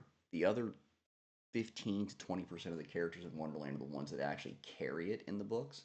So we have actually a fair amount of creative freedom to kind of create or recreate these characters, because we aren't necessarily tied to anything but what's actually in the canon. Now, for those of you probably asking, how are you able to do Wonderland? Isn't that owned by Disney? It's not owned by Disney. Disney owns the rights to Wonderland, the movies, and the characters and characterizations from those movies. They own that.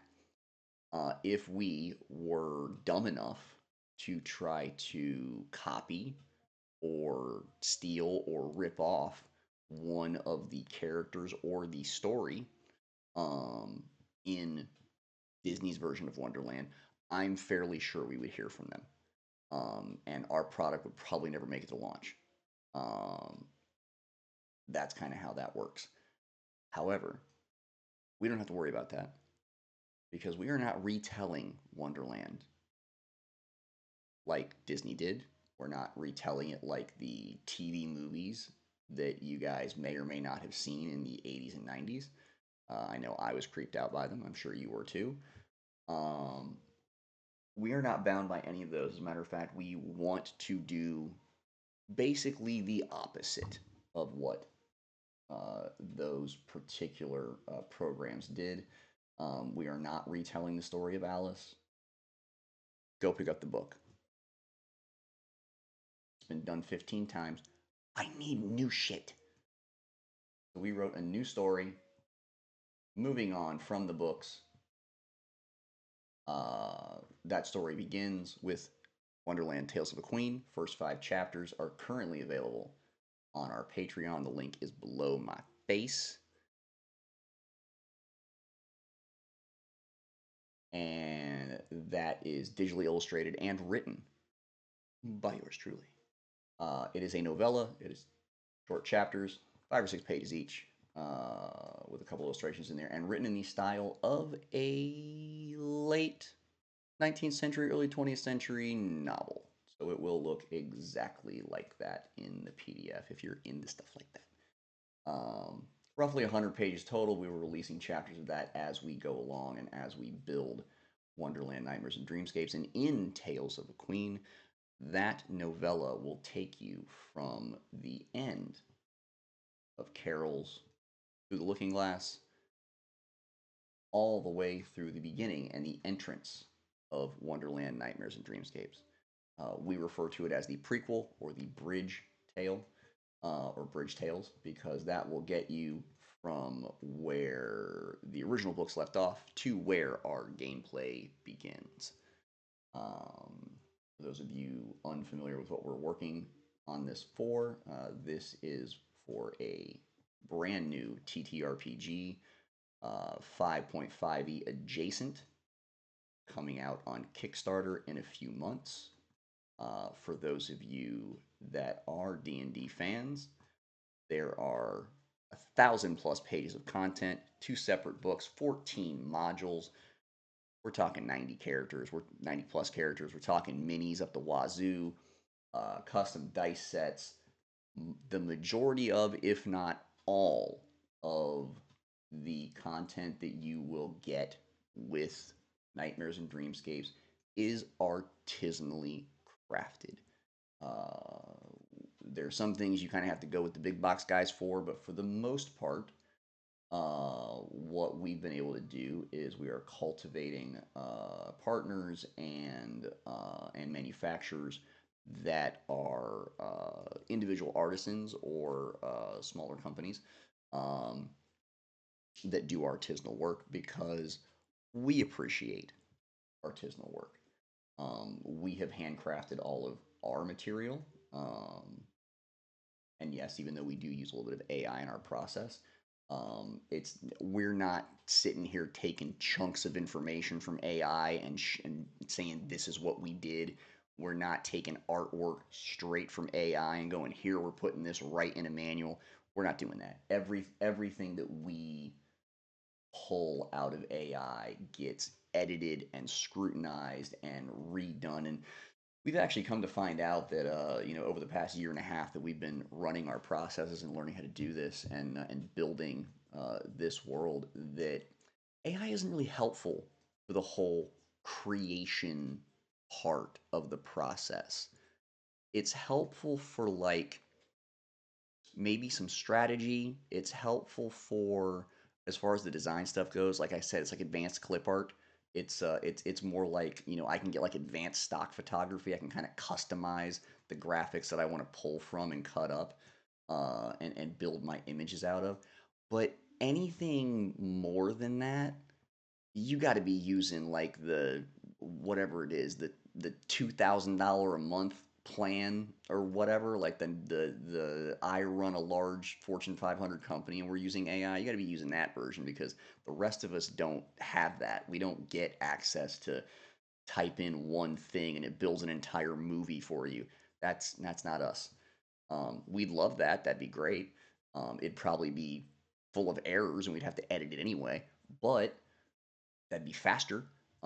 Unfortunately, plebeians of the world do not have that kind of access. So we use those features for what they actually are useful for. Um, Perfect example.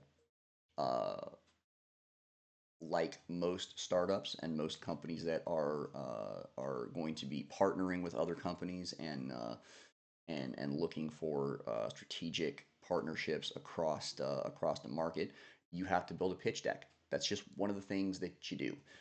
I've been designing and building pitch decks for probably a decade now, at least, if not longer than that. And I've done them for several different industries, several different markets for different clients over those years. The content isn't exactly the same, but kind of the strategy and the system of what you put into a pitch deck is kind of similar across all pitch decks. Um, Now, because I come from that world and have had to build them from scratch by myself manually with no AI assistance, I know how that process works. And then you talk about what AI can add to that process as we're building a pitch deck for Wonderland, and we've come to find out that the absolute best that you can expect out of it is to be a decent, fresh out of college assistant. That's about as good as you can get. It'll give you some decent points and it may give you like a decent structure. Like maybe you should put this here, you should think about putting that there, blah, blah, blah. But if you just say, go make me a deck and have it do this, if there's going to be so much crap wrong with that deck, you're going to have to go back in and do it yourself anyway.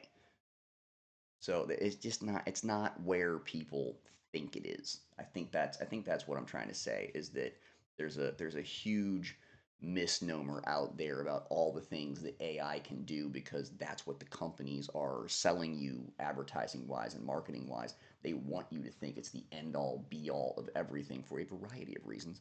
Um, but the actual truth is, for those of us that use it and work with it on a regular basis, it's not that. We're far away from that. Like I know I've seen it recently. There have been videos that have been released on Instagram Reels and whatnot of like trailers for made up AI movies. Um, and I give it to them like 80 to 85% of it is great. But they're touting the whole, oh, you type in one prompt and it'll build the whole thing for you. Yeah, and you'll watch people's arms go through other people's arms, and somebody will walk through a scene in the back and they'll have three legs. And the character that you saw 10 seconds ago, when they come back into frame, they don't have the same face anymore. They got a different face. It's the same kind of guy, but different face. If you don't have an actual manual video editor in there doing that, or somebody that does CGI editing for movies, you're going to get those things because that's what AI does. There's no way to fix that within the prompt. It still does that. So until it gets better, you still need an individual person to go in and edit, whether it's a movie or a visual or whatever. If you're taking stuff directly from AI and putting it into something, oh, son, don't do that. That's that's not going to turn out well for you. That is not a good idea. That being said, we don't use anything direct from AI. Everything that we pull out of Midjourney or GPT or Gemini, and I actually started using Claude recently. Um, Anything that we pull out of those is tirelessly torn through by one of the two of us to go, is this even close to what it should be? Like, did it just make this up or is this real stuff? Um, so yeah, still kind of in the testing phase of all that. We're getting it figured out. We're getting our process figured out. We're getting our tools figured out. The great thing is that we both came into this, myself and my partner. We both came into this able to build a solid world without the use of AI. We do have the skills to put that together. Our real purpose behind using any AI at all is two things. One, we are only two people. We do have a few folks that have different parts or different roles with Wonderland, Nightmares, and Dreamscapes. We have a full testing team. We have a couple of people that are secondary, helping us out with bits and bobs. But for the vast majority of what is being done, what is being put out, it is literally two guys. One of them has a full time job, and the other one does this full time. Um, and that's what we're working on. And that's the first part. The second part is we don't want this to take 6 years. We don't want everyone to have to wait until 2030 to play Nightmares and Dreamscapes or 2032 to play Nightmares and Dreamscapes. We're not doing that, people. I don't want to wait that long. You don't want to wait that long. So anything that we can do to keep the quality level that we expect in our process and in this game, and to cut down the amount of time it takes to build the thing, we're going to do that shit. And it's perfectly fine that there are players out there and hardcore D&D lovers that are not into that. That's not their thing. They want hand illustration. They want to wait 12 years for their product. They want to make sure that everything was handcrafted in the days of old. All about it. I love that stuff. We're just taking a little bit of a different path. We're not trying to change the way that anybody else does anything. This is just the way we do it. And we're hoping that what you'll see when this is done, or what you'll see while we're creating it, is that there's more than one way to make a quality TTRPG. That's all we're saying. There's more than one way to do it. Right. As you can see, we are doing the most exciting work possible. We are cleaning around an object. It does take quite a bit of time, but the end result, at least I believe, is worth it.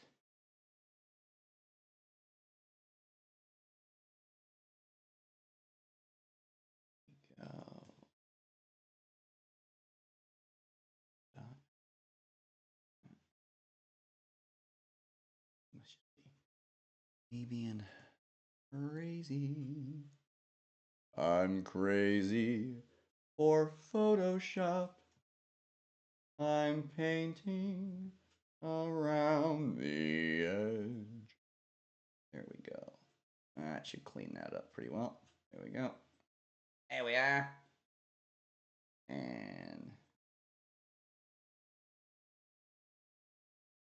clean that. A little bit around here.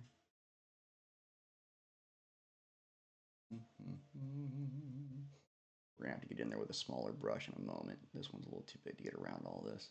You start dealing with things like filigree and anything ornate, and yeah, you're gonna have to get out the small brushes and get around those corners. That kind of stuff is not going to be nice to you. Actually, it'd be too close for me to actually see what I'm doing.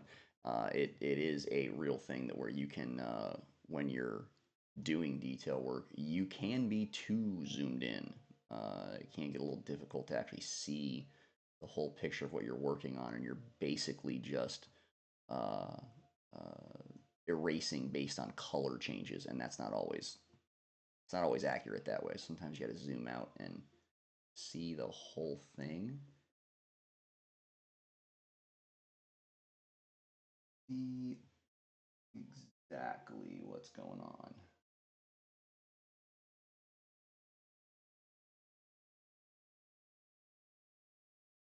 There's another little aspect to this too when when you're racing around an object and you probably most people won't see the level of detail to it, at least not to this degree. But when I'm racing around an object, I still have the ability to kind of fundamentally change uh, how parts of that object look um, outside of what I was handed as far as stock imaging or whatever. So like this particular chase,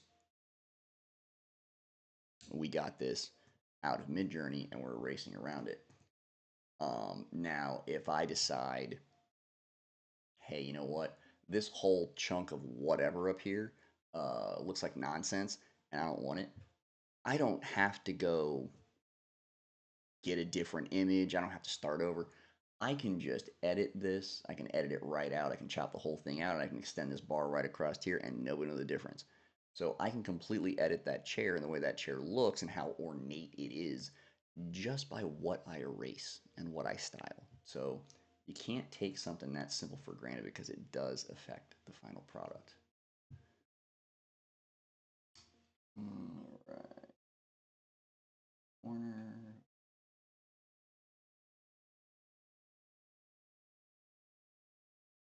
All right. So this is going to take a minute because it's all black around there, and it's very difficult to see where the actual leg of this thing is and where it's just shadow and nonsense. So while we're doing that, let's see. Mm. How about I tell you guys some crazy design stories? Mm. I've had 20 years of dealing with the most random clients. Um, the requests that I get, the different types of design, the different projects, um, and even the clients are sometimes insane. Uh, Obviously, to protect the guilty and innocent, we won't use any names. Let's see. One of the wildest clients that I had was actually not too long ago. I want to say it was maybe a couple years ago, maybe a little bit longer than that.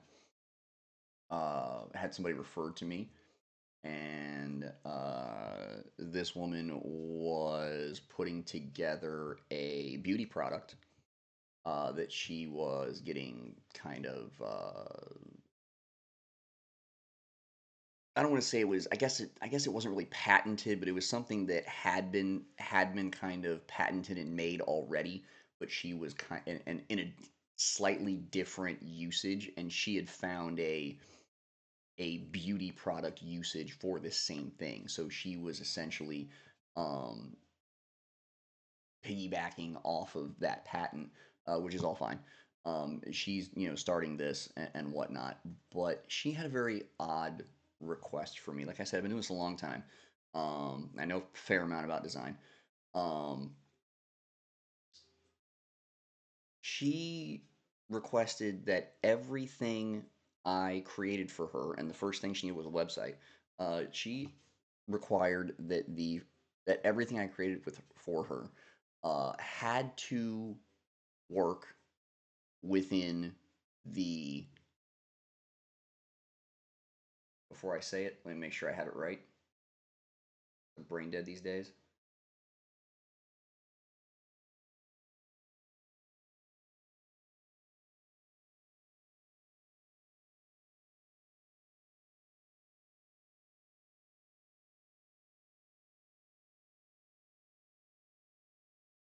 Yes, I was correct. For some reason, I was thinking it was just the numbers. So she was having me base all of the artwork around the Fibonacci sequence. Now, if you don't know what that is, the Fibonacci sequence is a mathematical sequence of numbers, equations, something of that nature. It's all mathematical, and then that mathematics is translated into a what is considered a perfect visual attunement kind of template to say. So it ends up being like a box with a few swirls in it, and the boxes are segregated a little bit because they're used for different visual cues.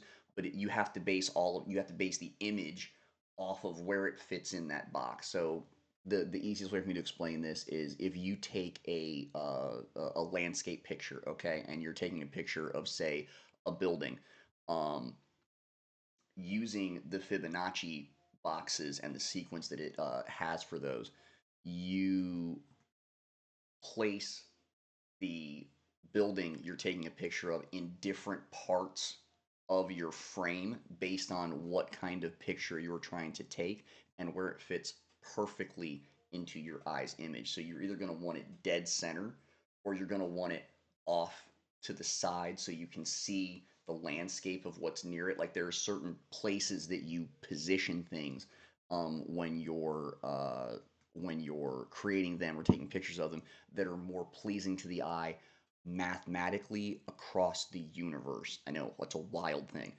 Of course, I'm aware of it. I'm aware of what it was. I'm familiar with the concept. Had never had anyone tell me, much less ask me, that I had to use it for every, I don't mean like a image, every single image. And on top of that, she had no money.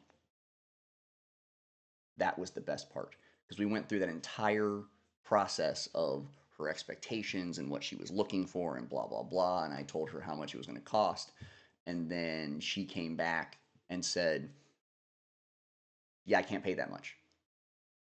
Well, then you're going to have to go somewhere else with Mr. Fibonacci. Sorry, that's just insane. So yeah, that was a wild one. I never did find out what happened to her, but yeah, that was a little strange. That was a couple years ago, so that was a wild one. What else do I got? I did a website a while back. I want to say this is probably 5 years ago. Um, Company came to me last minute, said, "We have a week. We have a financial tech product that is going in front of a company to purchase it and license it. Not only do we not have a website, but the website is the only piece of marketing material outside of the actual financial tech product that they had built to show anyone, including this bank and these investors, what the hell it is that they had. So they literally could not sell this product to anyone without having some sort of functioning website done. So not only was I able to put this website together in a week, which, by the way, that's not how long websites take. Usually it's a month, roughly. Could be less, could be more, but usually it's you want a solid single page, custom, multi-sectioned, multi-CTA website, custom design, custom graphics. That's going to take you a little bit of time. It's not getting done like on Sunday. How do you get it done in a week?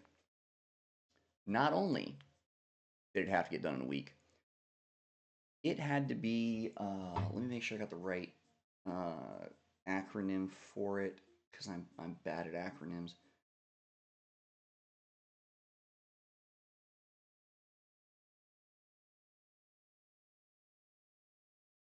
I don't think that's the right name. Uh,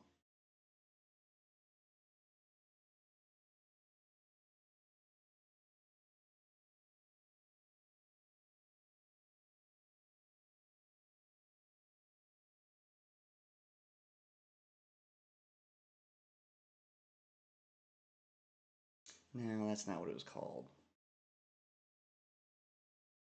ADA, that's what it is. Americans with Disability Act. So because they were working on such a large project, and this was going to go, I believe, internationally was the whole point of it.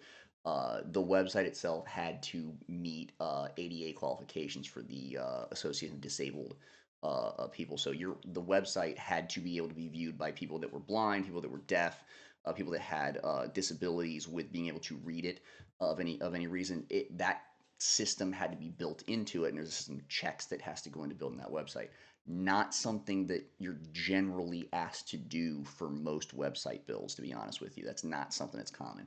So I was asked to do that as well. Um, Built it in a week, sent it in. Head of the company calls me up and he goes, "So this is great. Everything looks perfect. We're super happy with it. We need you to get on a call in 5 minutes. We're presenting to the bank, and we need you on the line because they're going to do an official ADA test live. And if there's anything that's an issue, they're going to flag it and you're going to have to fix it. You may have to fix it live. You have to like figure it out while we're in the meeting while they're still running their compliance check. Um, so yeah, here's the Zoom meeting for it. See you in 10. That's all I got. There was no warning. There was no who are these people? Nothing. So I'm on a call with like six other people. None of them I know. They're going through their deal points. They're going through, how they're setting up their product. They're going through their pitch. They run through the website, and then they go and run the ADA compliance. Now, I had never sat in a meeting before and had somebody run a compliance check on a website that I had designed. I've done ADA work before, but I've never had somebody run a compliance check with me on the call while I'm like literally sitting there going, "What's the thing that's wrong? I'll fix it. Whatever." Made it through in less than 3 minutes, passed 100% of the ADA compliance. Scored these guys a $14 million deal for their product, sight unseen, because of a website. So that goes to show you just how important your visuals and your branding and your content are. Now, did I get any of that money? No. But they were very happy. And that's what counts. I got paid well. I got a bonus. So there you go. That's another wild one. Crazy, crazy stuff. What else do I got for you?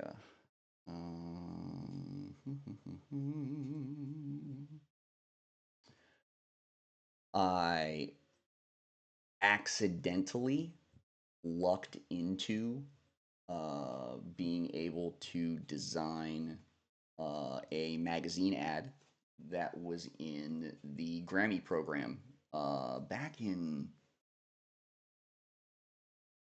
when was that? That had to be like late 20 teens. That had to be like 2018, 2017, somewhere in that range. It was one of those. Um, it's up on the Shaw Design Group website if you want to look at it. Won't name the name of the company that I worked for at that particular point in time. I was contracted to do some work for them on their pitch deck because they were a startup and they were getting ready to go through their first round of financing. Um, so they had to put together an extensive pitch deck. I think it ended up being like 30 pages. It was crazy. Um, all built from scratch, all pre AI. None of that stuff existed. Um, you can actually see the full pitch deck on the website. But I built a pitch deck for him, and because the pitch deck they liked, and because it went so well, they were given the opportunity by one of the investors in the company. Um, he had either already purchased or had been provided or offered. It's one of those things. You can't just go in and buy. Maybe you can go in and buy an ad. I was given the impression that he already bought ad space in the Grammy program for whatever. I don't know if it was specifically for this or it was just for something. But then he gifted that ad space to the head of this startup. So they then had a page in the Grammys or Grammy program, and they had nothing to put in it. So they came to me. We worked out an ad, and that was in the Grammy program. So it's simple as that. Really wasn't something where I'm special. It was just the right place, right time, right guys. Um, there's that. Like I said, I've been asked to design a taco truck, like the outside of a taco truck. Done that. Let's see. I've done billboards for a lot of different restaurants. I've done tour material for artists. Um, oh, I've got one for you. I totally forgot about this. Um, so all of you now are familiar with Spotify, I'm sure, because it's been out there forever. Well, when Spotify was just trying to get its legs, the artists had to opt to be on Spotify and had to opt into their music being available on Spotify and sign contracts for that. I'm sure they still do, but like back then, it was kind of they were trying to drum up artists doing this, so it wasn't like a given that you were just going to have a Spotify account. Where now it's a little more just common that if you're an artist, you probably should just have one. So back then, this is 20 went and saw them at the beginning of 2012. So no, beginning of 2013. So this would have had to have been end of 2012, middle of 2012. Um, a couple of artists that I worked with go by the name of Kazette. They were an electronic dance duo, DJs and producers out of Sweden. Sweden, I'm pretty sure.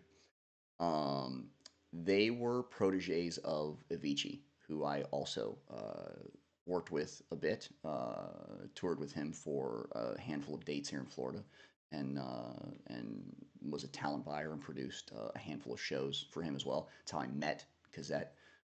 They were his opener essentially when he first went on tour, and they were friends of his from back home. Anyway, I got to know the Cassette Boys, and funny enough, I produced a handful of shows with them too. Still friends with them, still talking occasionally. Um, but completely secondarily from that, I was designing at the same time of producing these shows, and it just so happened that there was a competition, and I'm trying to remember the name of the website. I used to use it all the time. It was Talent House. Talent House, I think, still exists. And for designers, it used to kind of be a way to kind of up your game, or not just up your game, but kind of like so essentially, what Talent House did or used to do, I haven't checked it in a while, so I'm not sure if they're still running.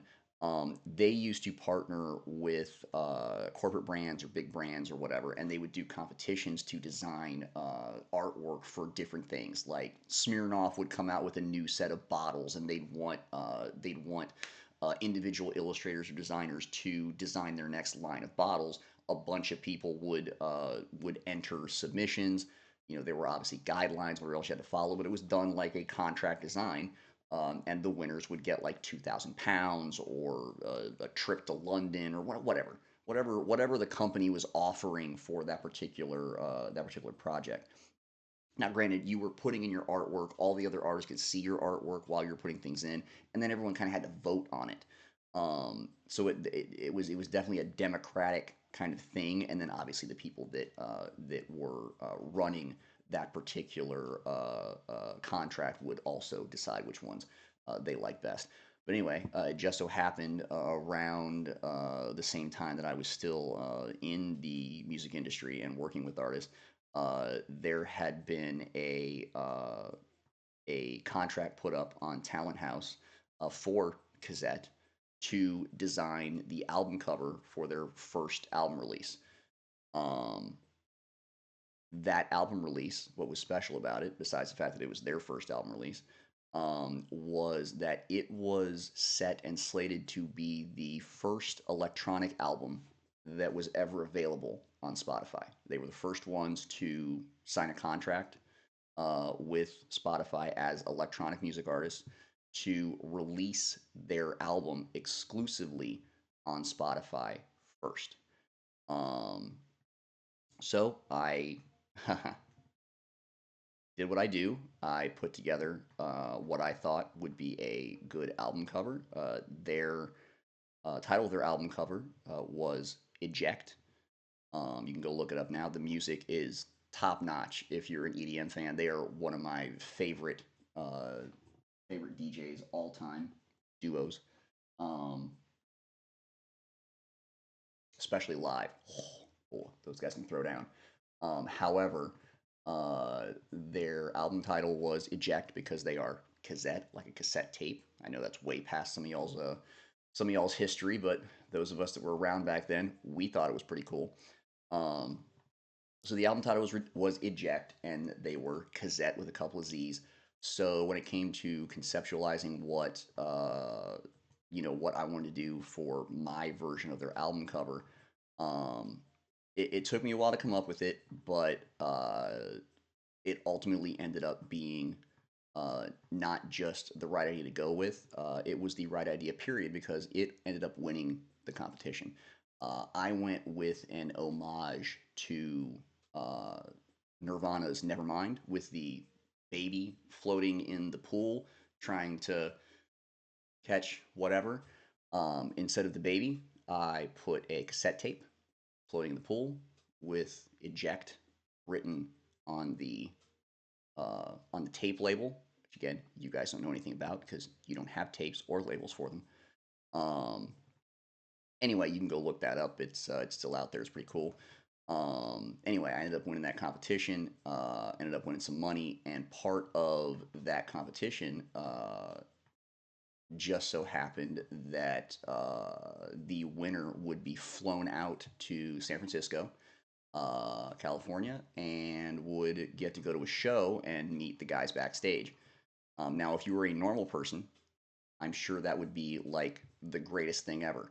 I already knew these guys, had hung out with them many times, had done shows with them, had toured with them, have stories.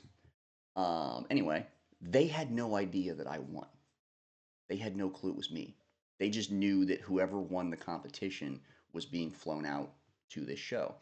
So I get flown to San Francisco. It's like a day in, day out. Like you get there, you stay in a hotel for a night. You go to the party that night, and the next morning you get the hell out. They're not paying for you to have a week vacation. And this club doesn't exist anymore. The late great Ruby Sky of San Francisco. I was lucky enough to go there before they closed it down. And they closed during COVID, never reopened. Gorgeous, like theater style, huge venue. Um, and the crazy part about it was, like I said, these guys didn't know that it was me that made the cover that they chose. They knew the cover, obviously, they were the ones that picked it. So I show up and I walk backstage and I meet the guys, and they're excited to see me. Like, hey man, what are you in town? What's going on? Blah, blah, blah. They had no clue. They just thought I picked a random date to see them in San Francisco and hang out. And no, I had to tell them I'm actually the guy that won the contest. And they're like, wait a minute, what? You're not just here to like hang, to like do the show? No, I'm not working. I'm not on vacation. I got flown out here. I won this thing. They had no idea. They lost it. They were like, wait, we could have just hired you directly. They literally said that. Like, we could have just hired you directly. Yeah, well, not my fault you didn't pay attention. Anyway, great guys, love them to death. We had a blast that night. Um, they had a great show.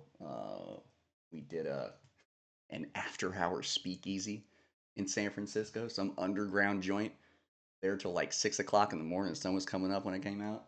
It was nuts. I hadn't been to one of those. We have speakeasies here in Florida, but they're usually like you go through a building and then you go into like a back room of that building, and that's where the entrance of the speakeasy is. This was one of those where like you go to a door, you knock on the door, a guy comes out, he like looks you over, decides whether you can enter or not. And then like you walk down a set of stairs into this dark basement, and they start taking your phones and like all kinds of stuff and checking you out and doing security and everything, and then they let you in, and it's a whole other world that you didn't know existed when you were out there before that door. It is wild. Anyway, that was an interesting little experience. They had no idea that I was able to do that, and that I was the one that actually made it, and they were very excited when I showed up. We had a good time. So see, you really never know. And I didn't think much of it at the time because you know, at that point I was still working in nightlife, and I was designing as well, and never occurred to me that years later I'd be able to say, oh yeah, the first electronic album ever released on Spotify. Yeah, did the cover for that. Just one of those things, you know. You don't think about it when you're doing it. It's just a job. And that is how it works sometimes. You are not going to see that foot, so let's not bother with it. Okay. I think our chaise is done enough to be floating in the air. And we've been floating for about 3 hours now, so it's a good time to finish it up. Let's go ahead and put the rest of the layers in here. And our chains.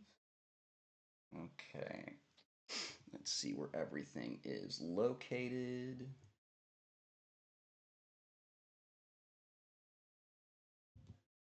I'm going to go ahead and shrink it down a bit because that's a hunk of chaise. And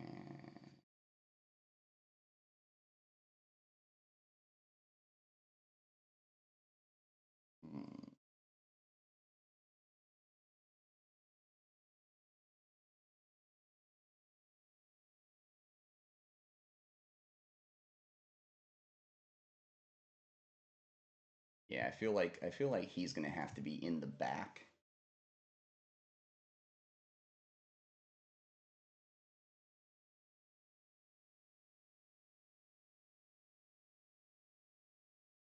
Hmm. The real difficult part is because the concept of the room that's in the mirror is that the room is upside down and the floor is the ceiling. You marry that with the fact that you want the furniture to float. So to show that it's floating, you really don't want it to be positioned the same way that it would be positioned if it was sitting on the floor. So you don't want it to look like it's right side up, just like floating above the floor. That's a different thing than it's like slowly spinning through the air because there's no physics pushing it or pulling it anywhere. So those are two different looks. If it's just floating, if it's just hovering, we'll call it hovering. If it's just hovering above the floor, it's going to be in the same logistical space that it usually is. Um, if it's floating, it should be a little, at least a little bit off. But because we're upside down, if we do it upside down like this, then it actually looks like it's accurately on the floor and not floating in space.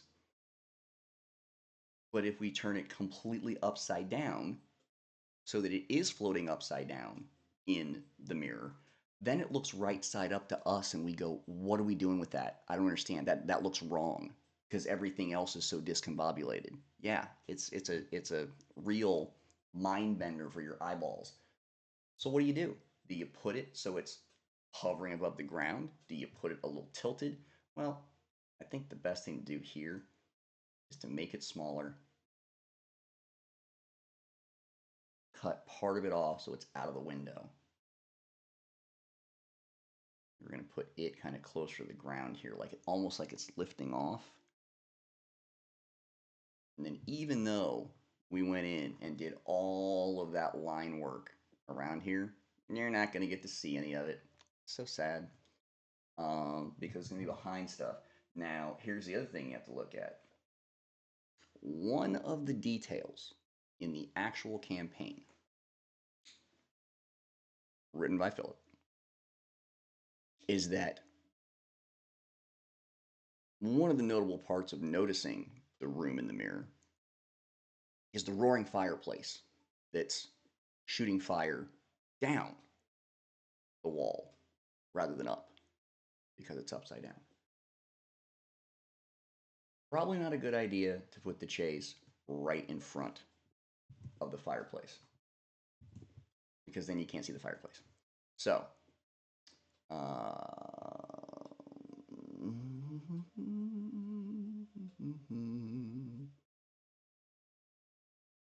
I think we can probably get away with that. Looks like it's lifting off the ground. Smaller. Because then it's back in the back.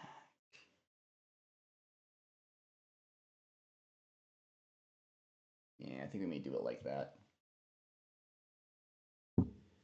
Just enough so it's lifting off the ground, and also, I really hate.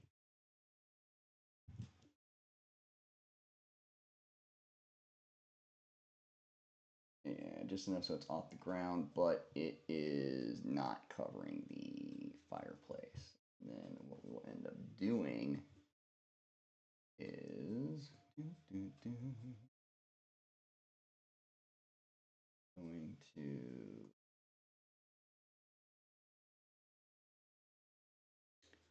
we are going to grab that, grab our mirror layer here where the chase is situated, and I know I'm putting a shape of some kind around what looks like the chase. I'm going to do something. I'm actually not going to do anything with the chase. I'm actually doing something with the layer beneath it. I'm going to copy that layer. I'm going to paste it on top of where the chase is at.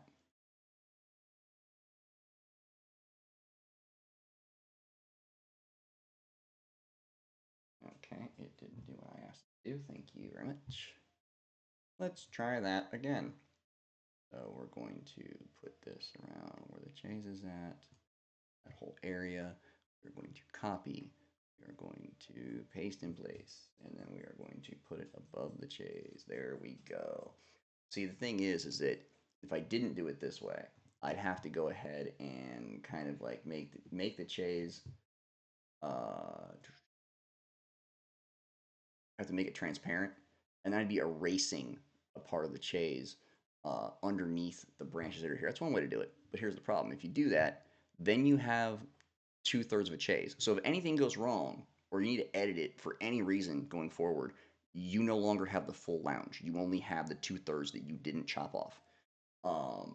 I like to keep my pieces full in case you got to go back later and fix some shit, which happens all the damn time. You'd be surprised. So the better way to do it is to do an overlay. You take the thing that's on the bottom that's going to cover up the image, you copy the same chunk of it that's going to cover up the image, and then you paste it over the image that you want covered. And all you have to do is go in and erase the negative space. And you get the same result. You don't fuck up your lounge, you get the same look, and just in case something happens, you can go right back in there and grab that lounge. So we're going to erase right around the edge of this tree here.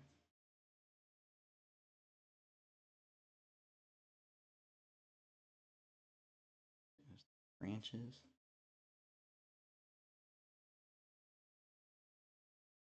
And this doesn't have to be super exact, but close enough to where, you know, it doesn't look like you messed it up.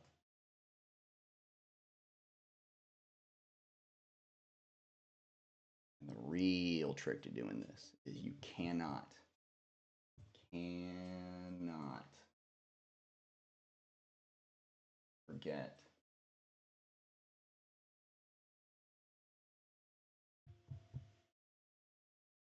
forget these little crevices when you're doing perspective design. You gotta clean these little crevices because that's what keeps the design honest, and that's what allows you to see, oh, that's back there. This tree is in front. this object is back there, and if you miss one, it kind of ruins the whole gimmick.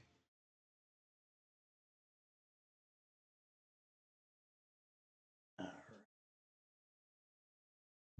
We're going to darken you a little bit so you match the actual tree.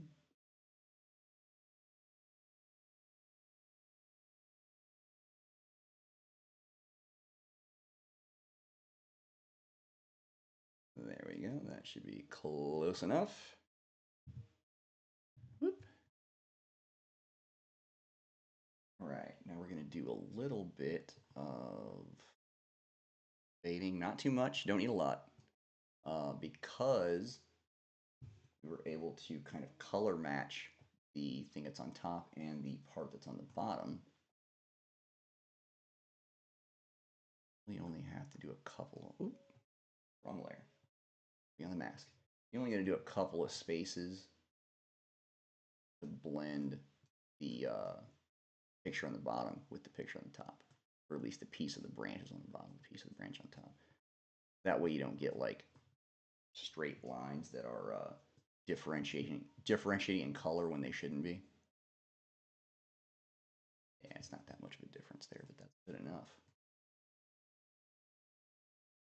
Now, it may be a little hard to tell what that is. I don't care. That's the point.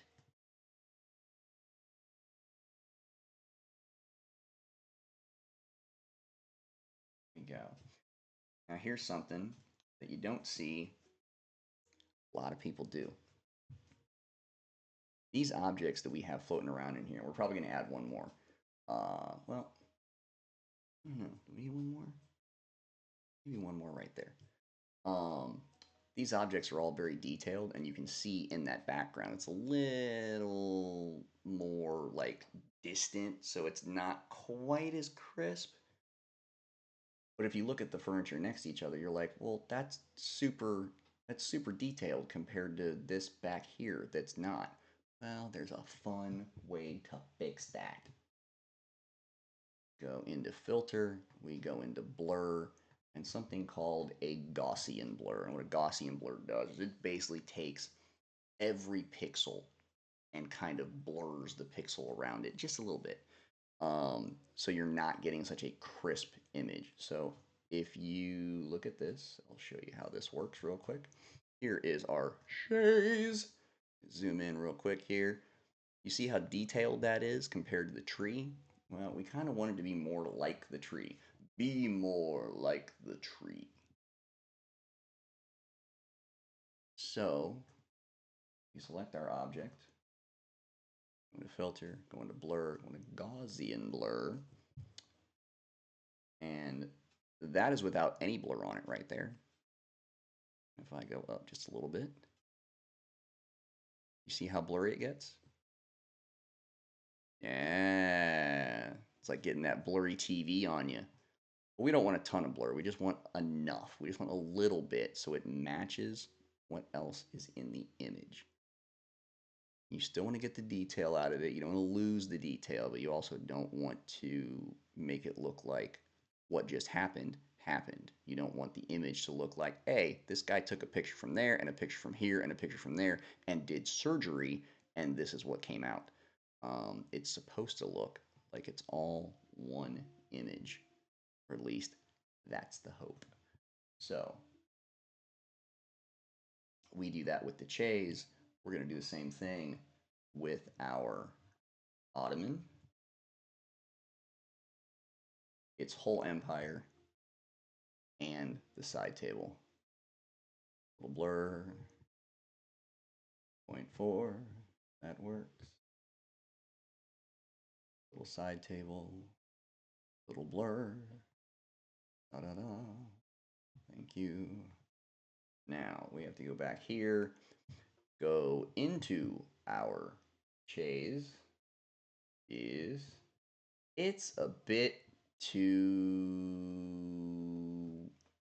vibrant, I believe is the right word for it. What do? We go to the hue and saturation tool, and we kick the saturation down just a smidges. just a smidges, get that color in there, and then what we're going to do is give it a little bit of the lightness. A little bit of lightness, like 10, I think. Yeah, we just wanted to pale out there a little bit. And then there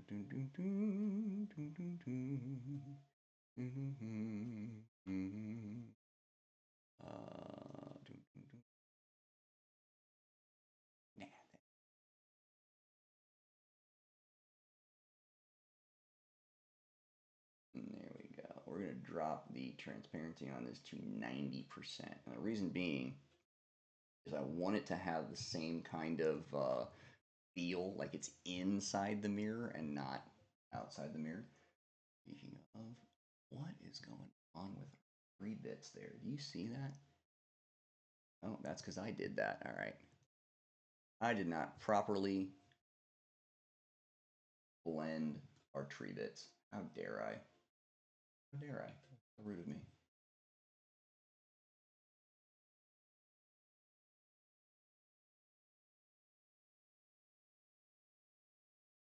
No, so all I did was when I put this piece on top of the on top of the chase and did some blending. There's also some pieces here that are left over from the original layer. That because it has a blend mode attached to it and this particular layer doesn't, you don't see those on the, ooh, don't want to do that, on the other layer. But you do see them here because we're not using the same blend mode that we are on the bottom. But that means I should just be able to, yeah, just get rid of all that, and then this pretty much goes back to normal. We got to do a little bit of cutting on this branch here, but other than that, just need to do a little fading.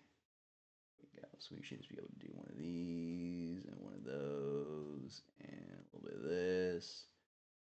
Spot there, a little bit more of that, a little bit of this over here. So, and that.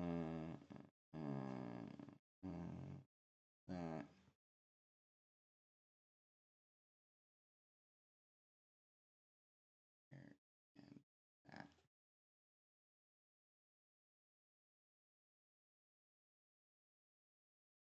Go ahead. A little bit of fading. Dun, dun.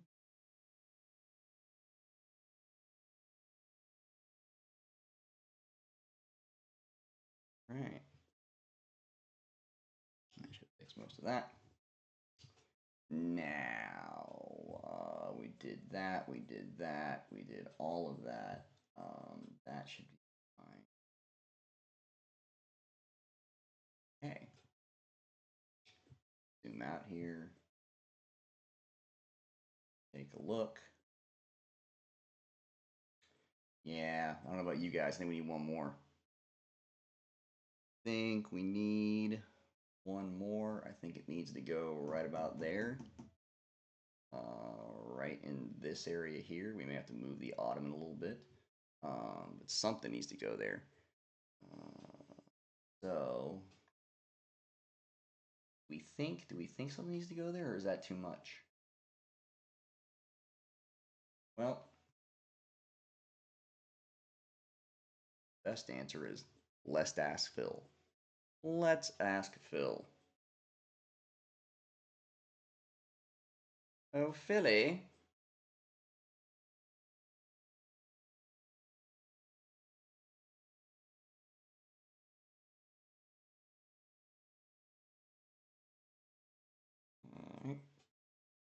Do we think the mirror has enough furniture,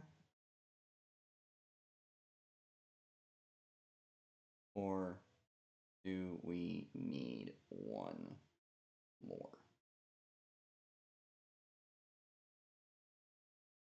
Oh, he's in the chat. Well, I texted you anyway, dude. So you can choose to respond that way or this way. Yeah, so we're trying to figure out, is this enough furniture? So we've got a big chair, a chaise, a side table, an ottoman. Now I probably have room to put something else over here. It could be a decent size, but it's going to be covered by this big branch. We don't want to put it in front of the fireplace because you want to see the fireplace. We don't want to put it on the floor because it's supposed to be fucking floating, so it can't be sitting on the floor. It's got to be in the air. And this is the only spot left. So do we want to put another like armchair there of a different color? Maybe like a muted red or something like that so it's not crazy bright? Or is this enough furniture and are we done? That is the question that I am posing to you, sir.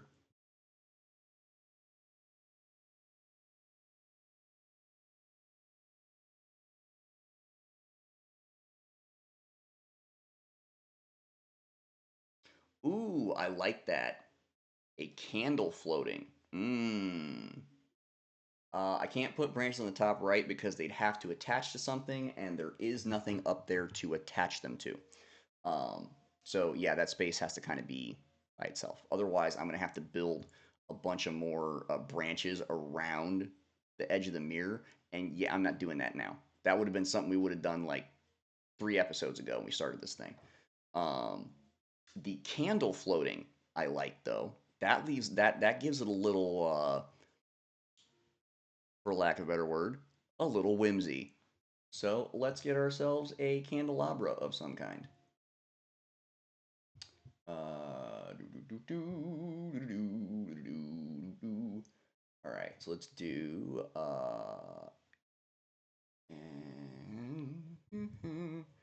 an ornate Victorian era. Now here's the question: candle or candelabra? Mm,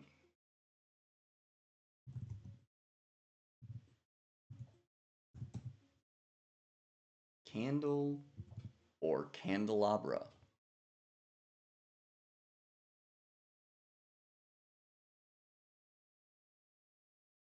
Apparently, I'm not even sure how to spell candelabra.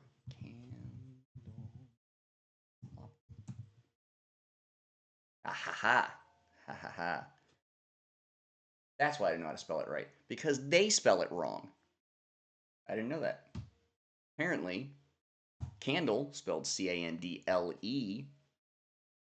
is candle, but when you spell candelabra, it's Candel. Very interesting. I'm telling you. English, crappiest language, and everyone speaks it. We have so many random. Oh, we just did that for this word. There's no real reason. We just did it. We have so many words that are like that. It's insane. It's insane.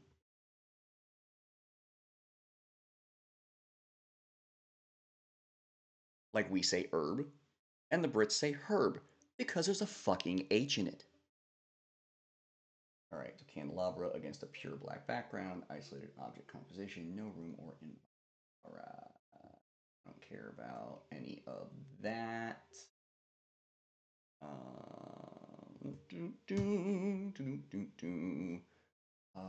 Detail no people. Okay, do it. Let's see what it comes up with. Probably didn't need that on landscape, but part of the game.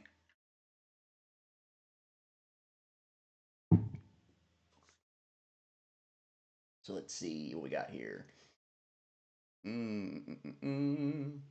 Wow, did we have to go zoom in hardcore on the candelabra? Couldn't we like back it up a little bit? Oh, that's gonna be a bitch to cut out. I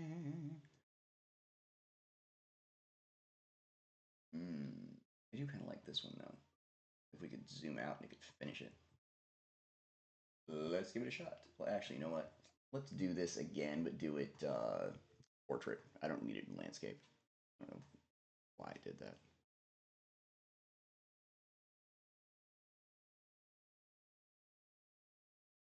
All right.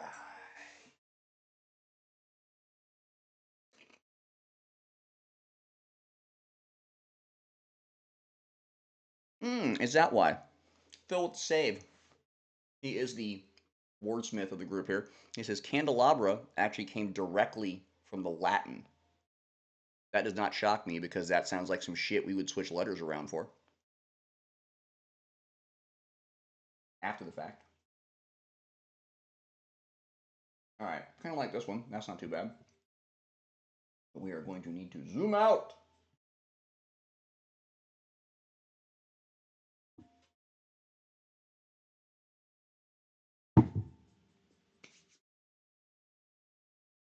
All right.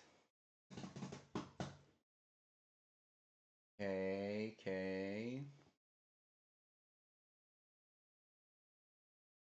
This one, this candelabra came from the circus. Well, what's going on there? Look at the color in that. Look at the pattern. Wild.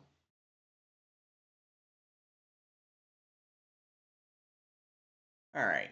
So I think we got a winner. I think we can get away with that one right there and not have to do a nightmare ton of work on it to put it in. So let's make that happen.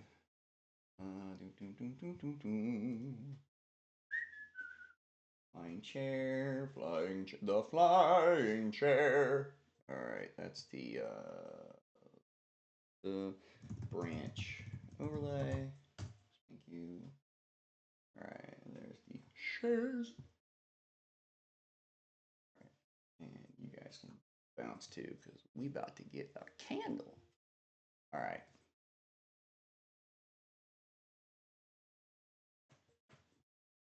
Now we're actually not going to erase around this one like the previous victims of our designery. This one is just going to be blended, I believe. I believe we'll be able just to blend it. Let's find out.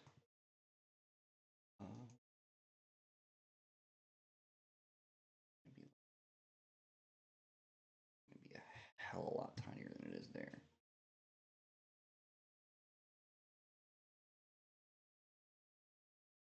That's right. I won't even be able to tell what it is at that point.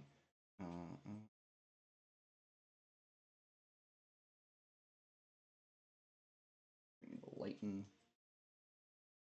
enough. It's gonna be whack.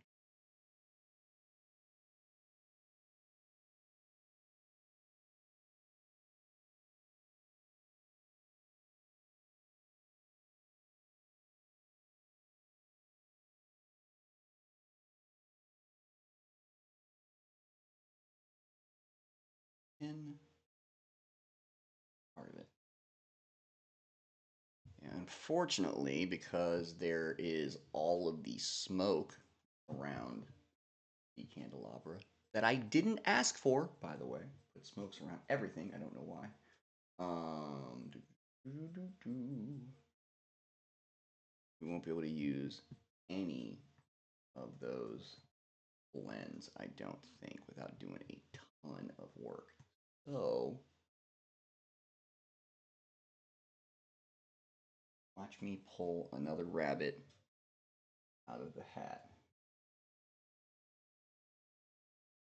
Find out where we want this first. I say we do like a little that way.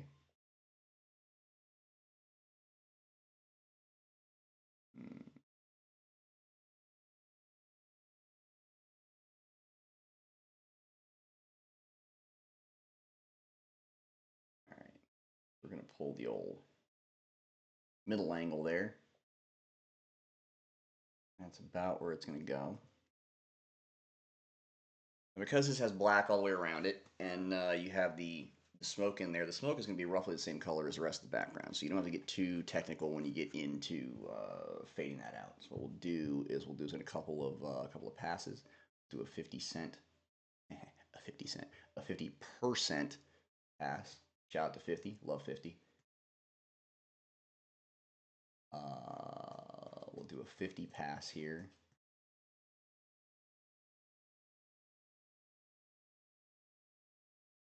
Just to get the really super dark out of the way and get the edges out of the way. I don't want to get too close to the... Thanks! Mr. Bishop says it looks amazing, which is what we like to hear. So we're going to take all the way around this and just get the edging out.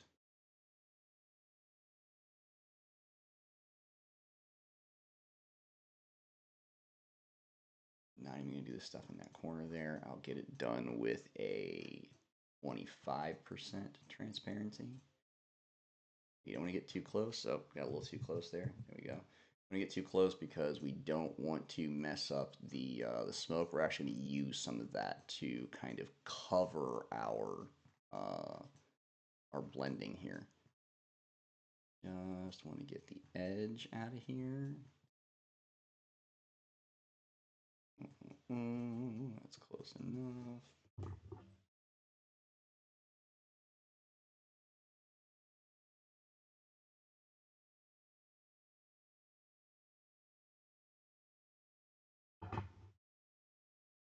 We go. Now we can take our 25% or 24, 25% brush, and now we can start going in a little bit closer because then we have a little more control over exactly how much smoke is showing there. Takes a little bit longer to blend it with a lighter transparency brush, but you know what? It's worth it just because it's easier on the eyeballs to be able to see exactly where you need to add more and where you need to add less. And it doesn't actually, this is the best part, when you're using a lighter transparency brush, it's not erasing the entire part of the picture. If you accidentally go over too far in a section, or you blend too deep, it's not going to erase the content that's there. It's just going to make the content a bit lighter. And in doing that, you're not losing the entire aesthetic of what you're working on. It's just making that part look a little smoky, a little transparent, things like that. Which is kind of nice in some circumstances. Like it works well with the smoke here because yeah, some of the smoke you're gonna be able to see through. That's the nature of smoke. So this tool actually allows us to do that and not mess up the image at the same time.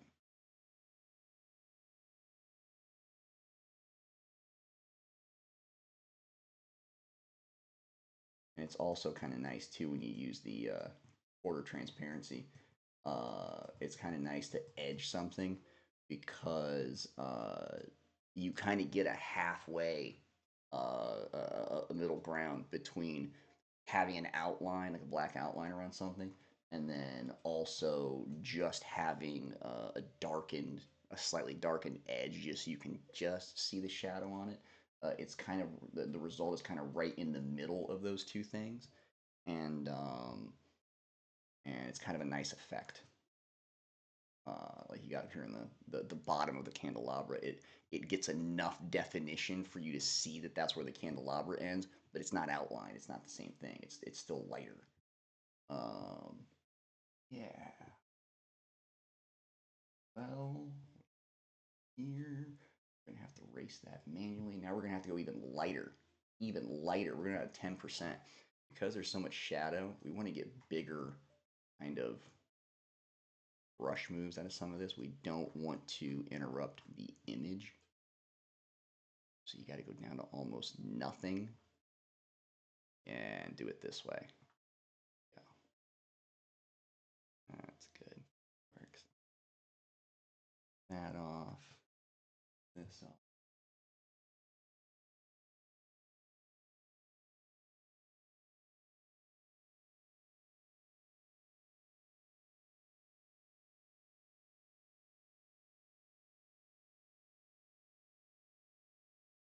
Now make the smoke a little see-through, just like that. Just like that.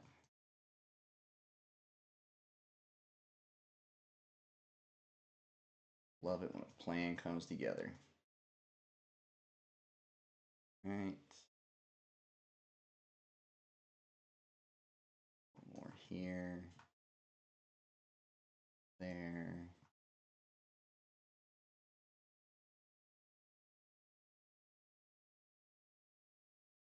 come back and line that in a second.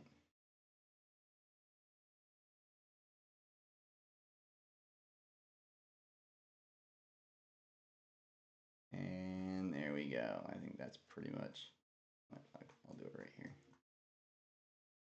Whatever, dude. Not the easiest way to do that, but it works. All right. Yeah. So,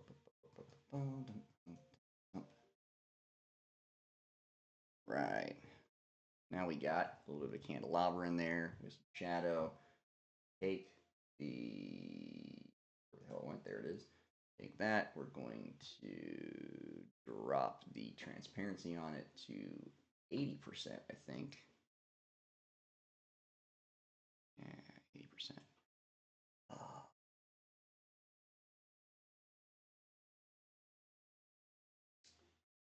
Dude, I think we need saturate. I think we can just kind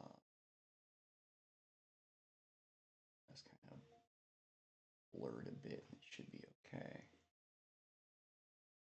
I'm gonna do that. Maybe lighten it a bit. Yeah, lighten it just a little bit because that shadow is a bit dark.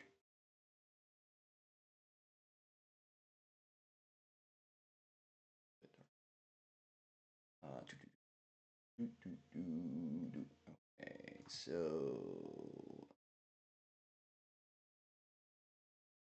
we're good. Okay.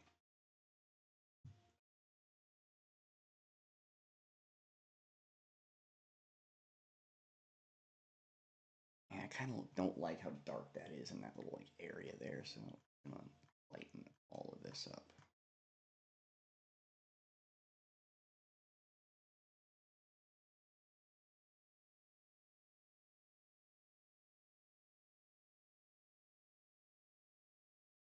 Yeah, that should be good.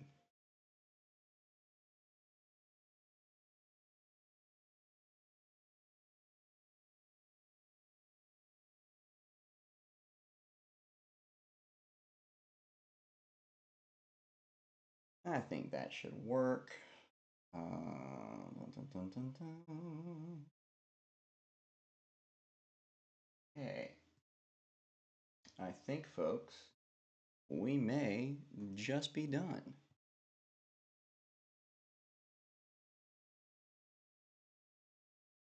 Yeah? I mean, you can't really tell it's a candelabra, but, you know, can't all be winners. That looks pretty good. We've got our titling, we've got our forest, we've got our mirror that popped out of nowhere, we've got our upside down room, we got our fireplace upside down, we got the checkerboard floors, key, got multiple pieces of furniture floating around in all kinds of different spaces, got an armchair coming out of the mirror into real space. That's exactly the kind of suspense we're looking for from the Module 5 cover. So, Wonderland Nightmares and Dreamscapes Module 5 looks like we are done for the day. Finish this one up. Congratulations. That's 5 in the bag. Well, it is 3.5 hours into this session. It's 4:30 p.m. EST. It looks like we'll be able to pick up with Module 6 on Monday. So, until then, this is the design work for Building Wonderland, Nightmares and Dreamscapes. We'll see you on Monday for Module 6. Come on back and see us.